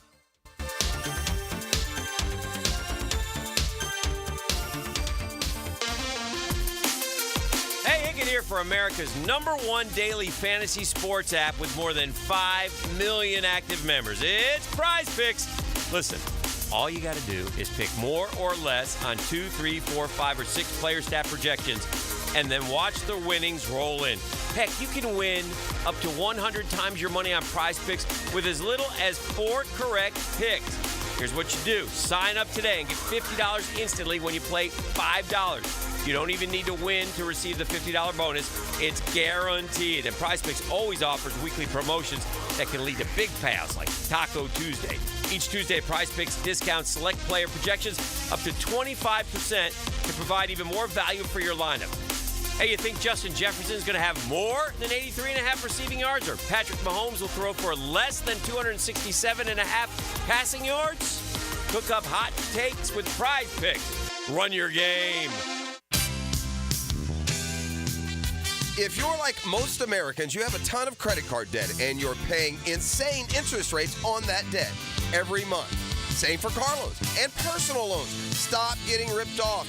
Let Loan Pronto consolidate that debt for you at a significantly lower rate using the equity in your home. Hey, it's Prosper here, and Loan Pronto's Express Equity Line of Credit can get you up to $500,000. So you can consolidate your debt in as fast as 5 days. Their average client saves over $1,000 every month by doing this. Right now is the best time to act. With an Express Equity Line of Credit, you can access up to 90% of your home's equity, usually without an appraisal. Don't put it off. Get your financial house in order for the new year and call Loan Pronto now to see what you can save. It's a free quote and there's no credit pull, unlike the other guys. Call now, 904-999-1508, or go to loanpronto.com. Equal housing lender, NMLS 1661781, subject to lender approval. Are you 18 years or older, just got married, just got divorced, or have children? Listen up. Have you done your last will and estate planning? If you have questions, call Matt Hinson with the Hinson Law Firm. Reach him at 527-1700. Office is Jacksonville, Florida. And don't let the state decide your fate. Helmets and heels. Kingfish Pest Control Wednesday. I'm with Greg from Cycles of Jacksonville, and if I know anything about the dudes that listen to 1010, they've got their own list of toys that they'd like to have for Christmas. You've got some of them in your showroom. We've got all of them. We've got the toys for them. We got the toys for the kids. We got go-karts, dirt bikes, side-by-sides, ATVs, you name it. We've got it, and we are ready for Christmas. So you can shop for yourself and for your loved ones. It's all happening at Cycles of Jacksonville, online or on Atlantic near Regency. Jeff Lagerman here. Now that football season is here, make sure your ride can get to that tailgate or away game safely and dependably. You can trust the ASC certified professionals at any of the 27 independently owned Napa Auto Care Centers and the quality Napa parts they use.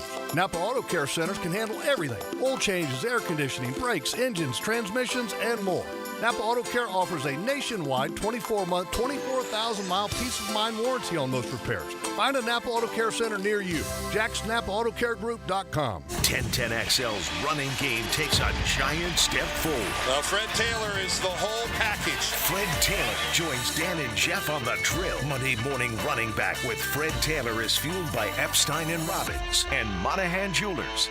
I-9 Sports is getting geared up for more fun for kids all over the First Coast, with winter and spring registration now open. Kids ages 3 to 17 can get in the gym or on the field with I-9 Sports, covering Clay, Duval, and St. John's, and I-9 introducing all-girls volleyball and flag at Duval Charter and all-girls flag at Nocatee, plus flag, soccer, t-ball, and basketball for boys and girls too. So don't miss out. Registration open now for winter and spring at i9sports.com. Enter 1010 in the promo code.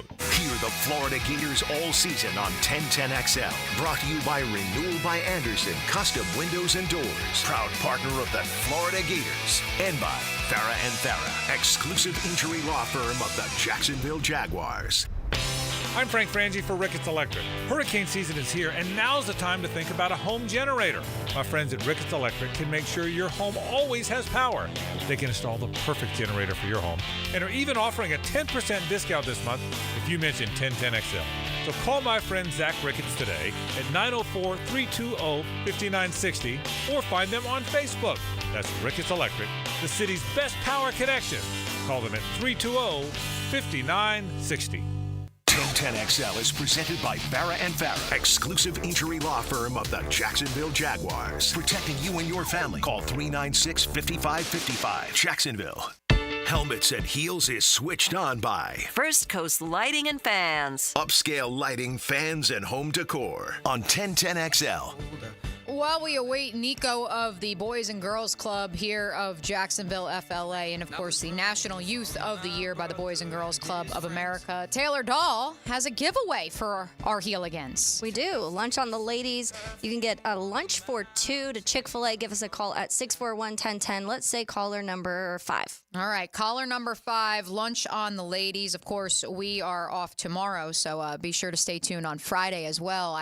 The rumors are true. We got risk-free odds boost at MyBookie on Thursdays, Taylor, and we have double lunch for free from Chick-fil-A on Friday. Yes. So even if you don't win today, A lot be of sure to winning. come on back on Friday, and we can send you off into your Florida-Georgia weekend on a good note. Our thanks to Miles Garrett of Fox 5 Atlanta for joining us to preview Saturday's game at Everbank Stadium. Our thanks again to John Kincaid for joining us to preview the Eagles and the Jaguars on Sunday.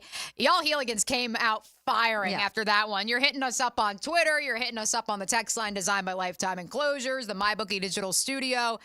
And look, I know there are those of you who feel like he was a homer talking, but can you blame the Eagles, Taylor Dahl, when you look at what the injury report currently looks like for the Jacksonville Jaguars? Yeah, I mean, I think that, even without an injury report, I think they're pretty confident after how the season had started with the Jags. But then, when you're looking at a team who is missing Christian Kirk, and when you go back to last season, yes, it was without Brian Thomas Jr. last season, but without Christian Kirk, the offense just completely fell apart. And this is an offense that's already struggled. And I went over the numbers the other day that they are the second worst first quarter offense in the league and like the 5th worst fourth quarter offense in the league. They can't start, they can't finish. So if you can manage them for 2 or 3 or score along with them for 2 or 3 quarters, those middle 2-3 quarters, then you're fine. And I think that's what a lot of people are approaching this for. And then you look at the offense that the Eagles have, and the element that Saquon Barkley has added into that offense is just the exact thing that they needed. And it's still insane to me that the New York Giants just let Saquon go to their division rival. It's insane to me. But I do think, like, overall, when you're talking about teams facing the Jags right now, and I know last week when we were talking to a lot of people and they all said they felt like it was a trap game. And I said people use the word trap game in NFL when they know they are a better team, but they're scared their team is going to blow it for some reason. And granted, other things happened. Jordan Love was playing on like one leg before, and then he missed the rest of the game. So there was other factors into it, but they did only win by a field goal. So I feel like it was a little bit of a trap for them in that sense, but I don't know if any team for the rest of the year are going to be looking at the Jags and thinking that they can't beat them. The Jags are currently 7.5-point underdogs headed to the city of brotherly love this weekend. That is tied for the second largest spread in the National Football League on MyBookie AG this week. Injury report from Doug Peterson this morning read as follows. Brian Thomas Jr., Gabe Davis, Ezra Cleveland, and Brandon Scherf are all considered day-to-day. Of course, Brian Thomas Jr., that is with the chest contusion. Gabe Davis, that was with the shoulder. Brandon Scherf and Ezra Cleveland, ankle injuries. Although Scherf, I don't know if they ever actually clarified. They just said he was sore. But all 4 of those players are considered day-to-day. Ronald Darby, who left the game Sunday with a hip injury, will practice today. Doug Peterson also telling reporters that he feels good about Travis Etienne Jr.'s prospect of playing on Sunday, which, Taylor, would mark the first time since the loss to the Chicago Bears that we have seen both Travis Etienne and Tank Bigsby available. And that is still a work in progress, I think, in terms of figuring out Tank Bigsby is the type of runner that he needs rhythm. He needs to have multiple carries in succession. He needs to be lathered up. Travis Etienne obviously is more of a multi-dimensional offensive weapon for you. Mm-hmm. He's not necessarily an in-between the tackles runner. You had success against the lowly Patriots running in between the tackles, but does that actually translate going up against a much better defensive front in the Philadelphia Eagles? And so do you opt for more Tank as opposed to more Etienne and trying to get outside to the boundary? Yeah, and I mean, I think it will be interesting to see how they approach it, because you don't want to shy away from Tank, because Tank's been your probably most consistent positive throughout the start of this season, and so I think that is something that you obviously want to lean into. But even, I mean, this year, when you go back and you see Etienne, so the first 12 carries 44 yards. 13 carries, 52 yards. 11 carries, 68 yards. 6 for 17 and 3 for -1, where his games that he played in this year. And I actually saw an article earlier where The Athletic was talking about possible trade deadline moves that could still happen. And they had, I know you've said no way, they had ETN on their list for this. And their reasoning was, they said despite back-to-back 1,000-yard seasons to kick off his career, ETN has seen his workload diminish this season, thanks in part to a few nagging injuries and the ascension of Tank Bigsby at 2-6. The Jags can kiss any playoff aspirations goodbye, and they would do well to send ETN to a team in need of improved running back depth now to get a head start on the roster implosion that's sure to come this offseason. And I've seen a lot of people kind of leaning towards that. I know some people, there's a small group, and we had the conversation yesterday of there's a lot of teams that are under this 500, and maybe there's still some chance there. But the bottom line is, even when all of these guys were playing, the offense wasn't working very well. So is there something, if someone offers you enough, do you move on from that? Because are you realistically going to pay him this offseason anyways? Stick a pin in that. We'll circle back to it because our next guest is on the line. Now, another great guest on the Garber Auto Mall phone line. Hello. We can wiggle it. The National Youth of the Year by the Boys and Girls Club of America hails from here in Northeast Florida. Nico of Ed White High School. Thank you so much for joining us, Nico. Thank you. Thank you. Yeah, we appreciate it. Of course, love seeing you on Fox on the national Major League Baseball broadcast over the weekend. Game 2 of the World Series. Walk our listeners through, first off, how you win this award, how they let you know that you are the National Youth of the Year. And then secondly, Nico, the opportunity of a lifetime to be at Game 2 of the World Series and be able to deliver that first pitch ball. Well, the Youth of the Year is a very rigorous competition for young students who exemplify the qualities of Boys and Girls Club.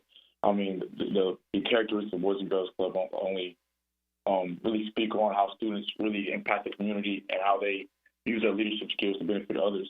And this title was presented to me in Atlanta, Georgia, at the national competition by Cam Newton, who was also from where I'm from, and it was a big moment for me.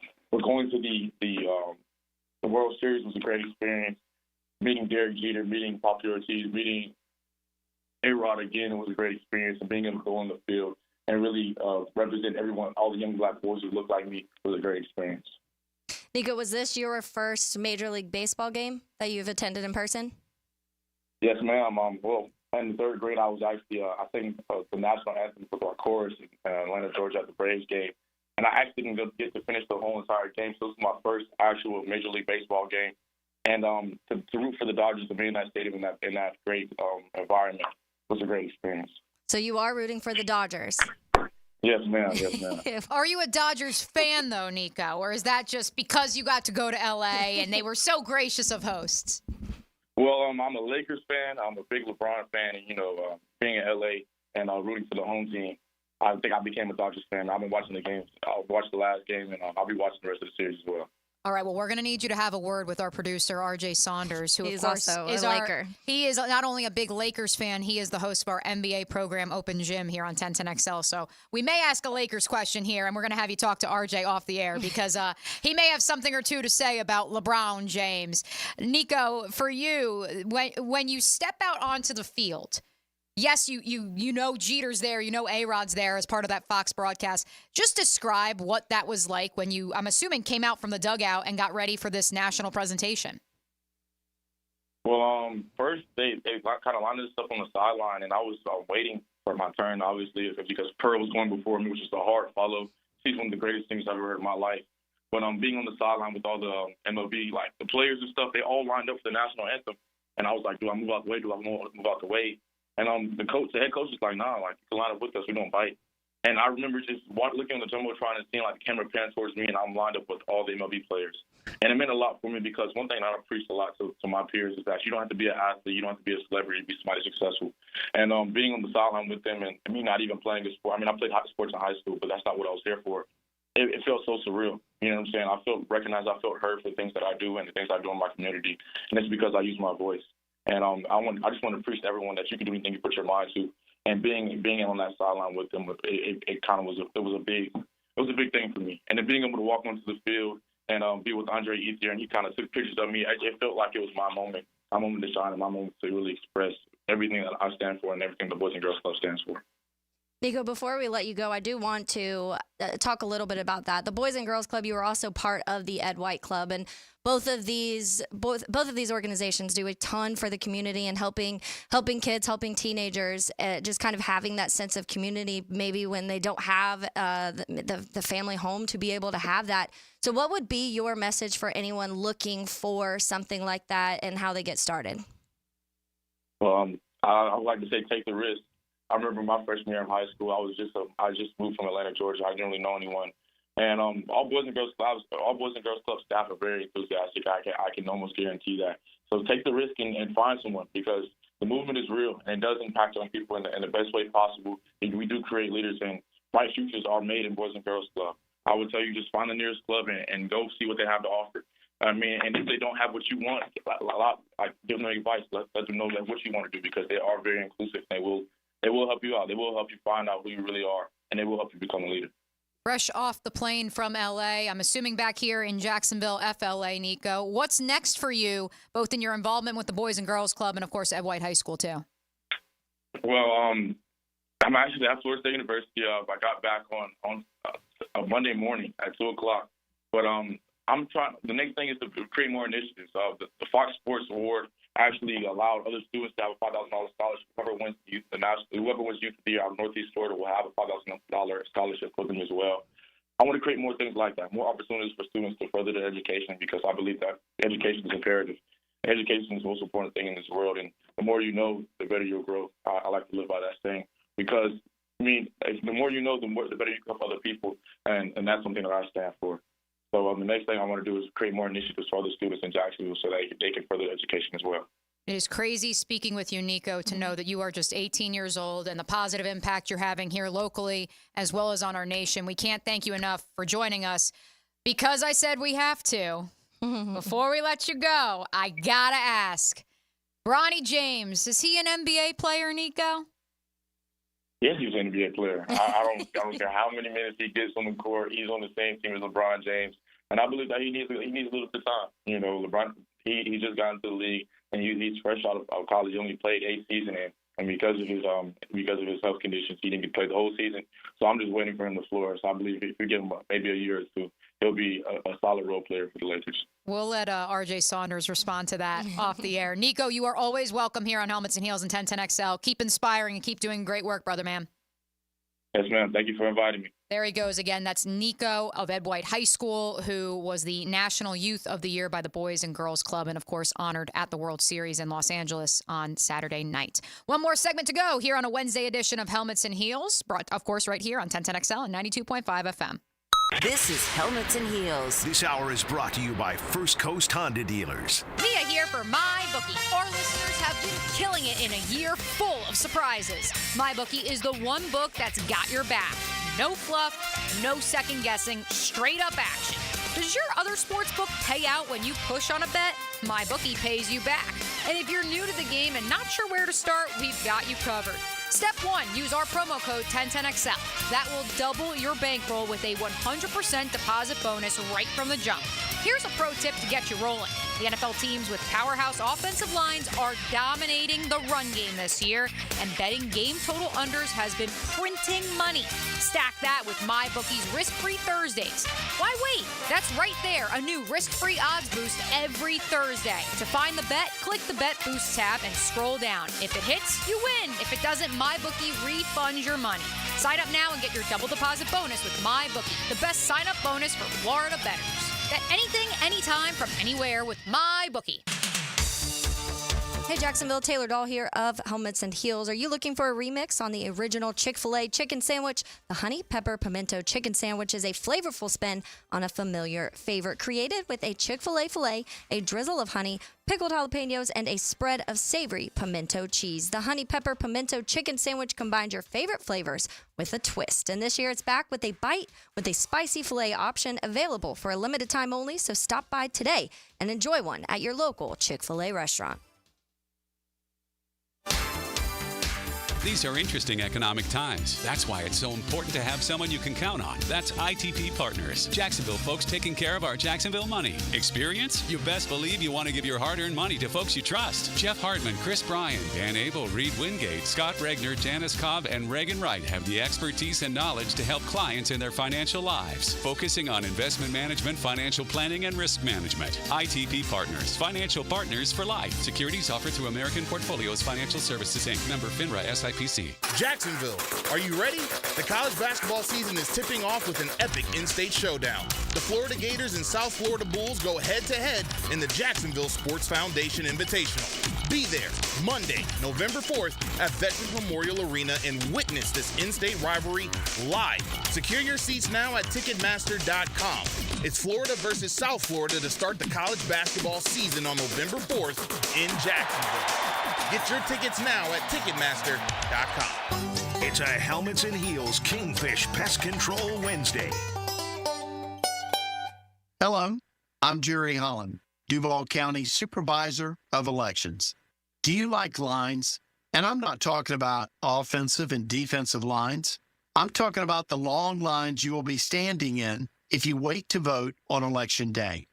If you're a Duval County voter, vote early at any of our 24 early voting sites. For more information, go to northfloridavotes.com to learn more. We'll see you at the polls. It's a scary time of year, especially for North Florida jewelry stores. It's a buy one, get one free on wedding bands, happening now through Halloween. At the St. John's Town Center or at beardsdiamonds.com. He used to catch passes for Spurrier. Oh, my! What a great catch in the corner! Now he throws opinions at Napier. Chris Doring, Tuesday mornings on The Drill. Brought to you by the personal injury attorneys of Farah and Farah on 1010XL. Hey Jacksonville, it's Lauren Brooks from Helmets and Heels. If your car needs an oil change, now's the perfect time to visit Big Chief Tire. They're offering $10 off your next oil change at any of their 5 locations across Jacksonville. Their expert technicians will get you in and out quickly so your car stays in top shape. Visit BigChiefService.com or call 904-932-0950 to schedule your appointment today. Big Chief Tire keeps Jacks rolling. That's BigChiefService.com or 904-932-0950. Discover luxury storage life at The Shed, opening soon in Atlanta Beach, for a place to store your cars, boats, and toys. A place for an office, a golf simulator, or a man cave. AC and plumbing available. The list of premium uses is endless. Take a tour on Instagram or go to theshedjacks.com. Everything about the game has changed, except for the most important thing.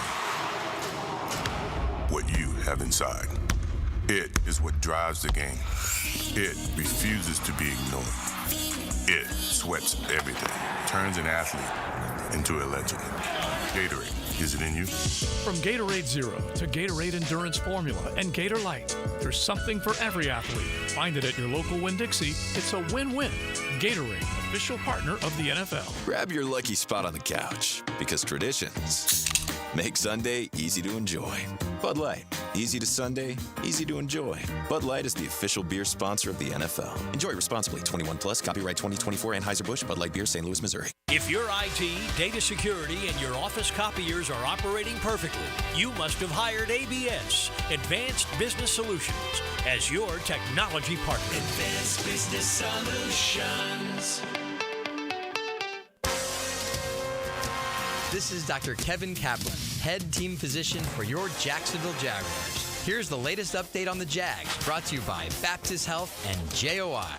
The Jaguars are a banged-up football team heading into Week 9 of the NFL season. Jaguars head coach Doug Peterson with an injury update this morning, beginning with Ronald Darby. Darby's good. Darby will be out there. BT, we just gotta wait and see. It's going to be day to day. Gabe's going to be day to day. Sure. Day to day. Yeah. Travis Etienne. Ezra, day to day, but ankle. We'll see how he is at the end of the week. Travis Etienne.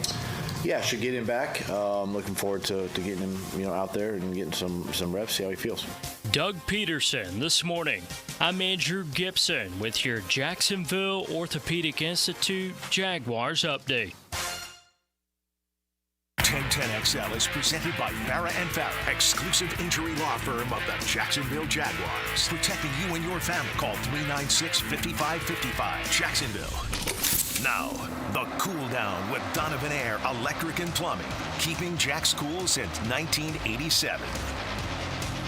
Well, we had a very packed show, Mia. I feel like we got Florida, Georgia in, we got Jags-Eagles in, we got trade deadline in, we got to talk to Nico, who part of the Boys and Girls Club, who really cool story because he got to go to the World Series, which is number one. I feel like even if you're not a diehard baseball fan, a very cool experience to have, let alone sitting by Jeter and A-Rod on the field. I think he noted too. He's like, that's the second time I've met A-Rod. Yeah. Like, Okay. Meanwhile, for me, A-Rod's my favorite baseball player of all time. Like, okay, Nico, just casual.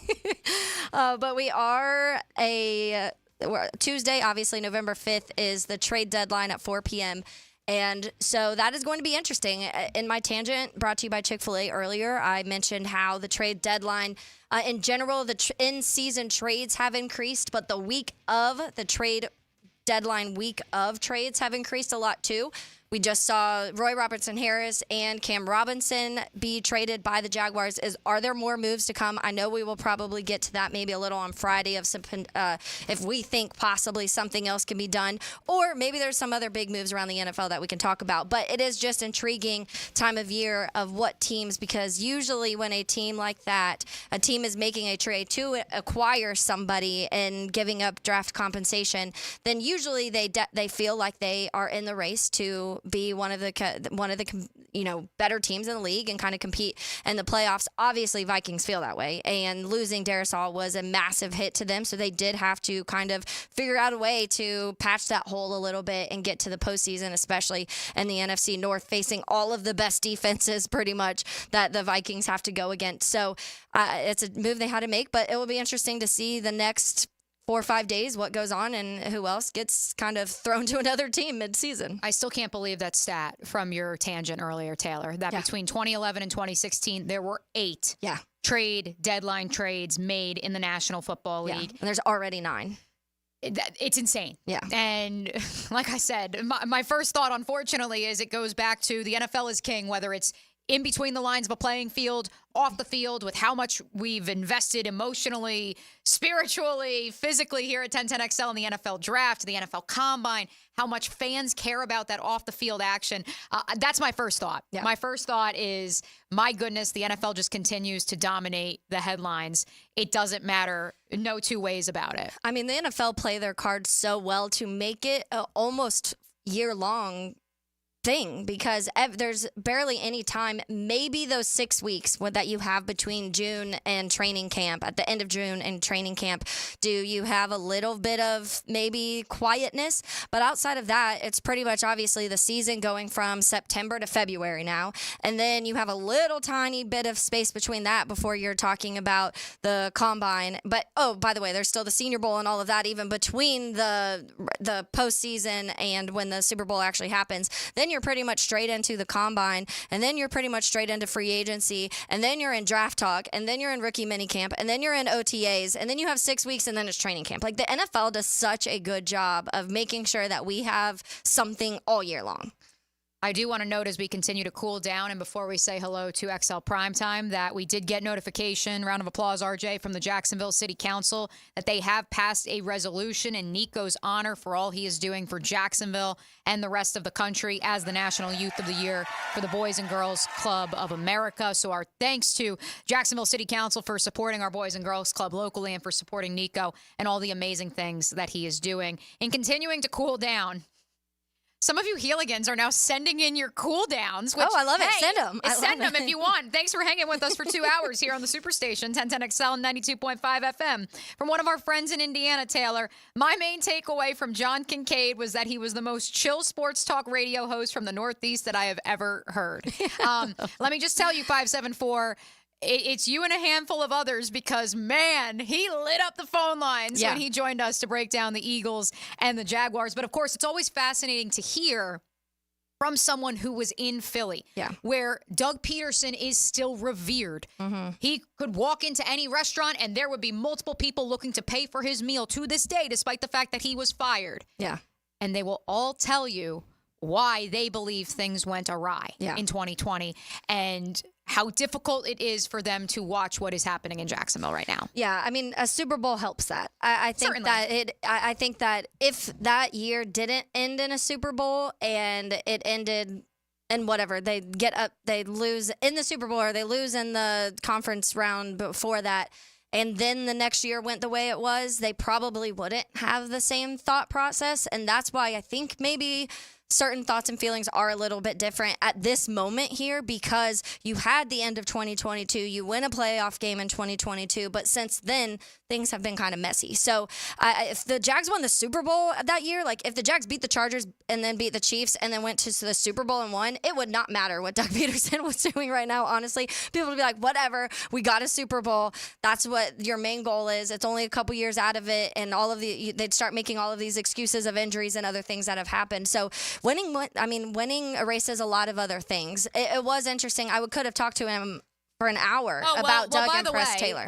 Floyd on the MyBookie Digital Studio chat line and a couple of you on X said, my goodness, never have this guy on again. And then they edited their statement and said, autopsy, if we win, you better get him on Monday, Mia. So which he said he would. We may be getting John back on Monday. I'm not sure Lauren Brooks will be ready for that that noise and that energy, but we're ready for John. We appreciate him hopping on. Let us say hello to XL Primetime.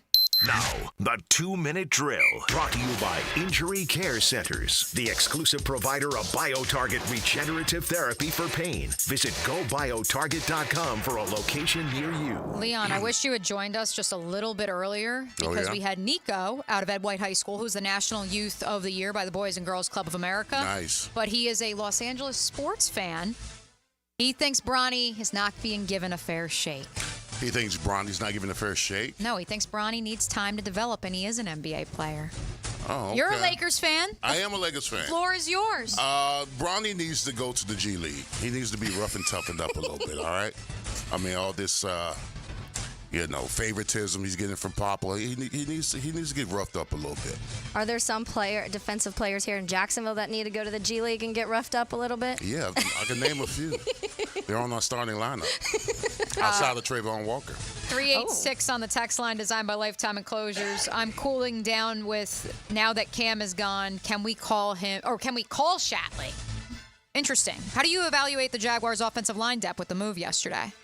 I don't think that's the answer. I don't think calling Shatley is going to save anything. No, that's not going to save anything. I wasn't surprised. I guess the Jaguars figure if all things equal, Cam and Walker Little are pretty much the same.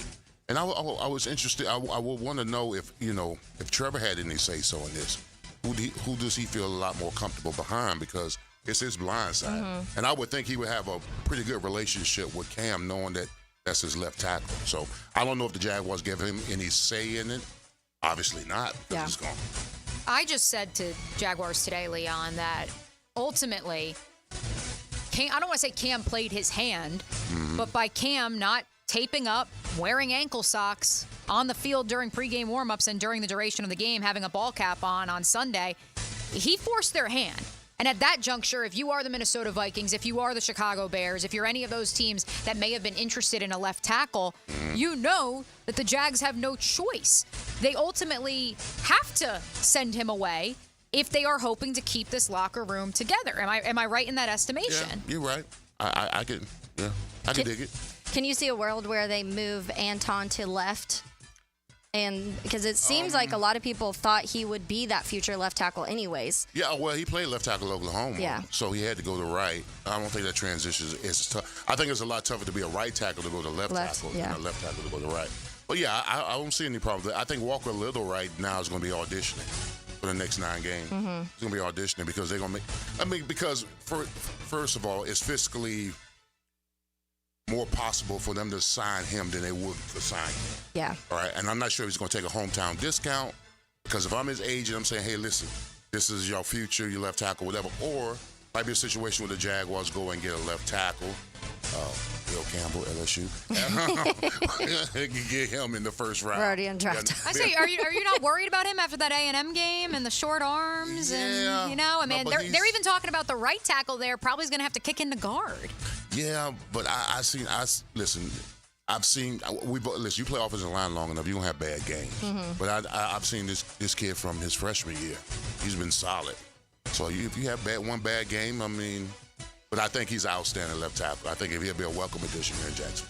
What's coming up on primetime? Well, Jags, Cam Robertson, Florida, Georgia. Actually, I'm gonna be going to Florida, Georgia tailgating on Saturday. Oh, okay. It'll be my second tailgating. All right, little RV City action. Little RV. The guy, I'm gonna give my guy Edward a shout out. He does a tailgate every year, and he invited me last year. I went for the first time, and he invited me back. We may have to send our friend Myles Garrett, not that Myles Garrett, Leon, our friend Myles Garrett of Fox 5 Atlanta, who will be on site. Tell him to come to Lot Z. I'm in Lot Z, right across from the ViStar. Perfect. Nice. Lot Z. We will pass it along. Leon, looking forward to the next 2 hours. You got it. XL Primetime coming up next right here on the Superstation. Did we cover it all, Taylor Dahl? I mean, I think we did everything. Did we miss anything? Again, news of the day, Cam Robinson traded. Florida-Georgia game will move to Atlanta and Tampa 26 and 27 while the Jaguars are away from Everbank Stadium in 2027. It's all Press's fault. It's all Press's fault. Little Miles, we thank you for joining us. John Kincaid, we look forward to speaking with you on Monday after a Jaguars victory. And our thanks to Nico of Ed White High School, the National Youth of the Year for the Boys and Girls Club of America. Truly an inspirational 18-year-old man who is doing incredible things here in Jacksonville. For the absent Lauren Brooks, for Taylor Dahl, and for RJ Saunders, I am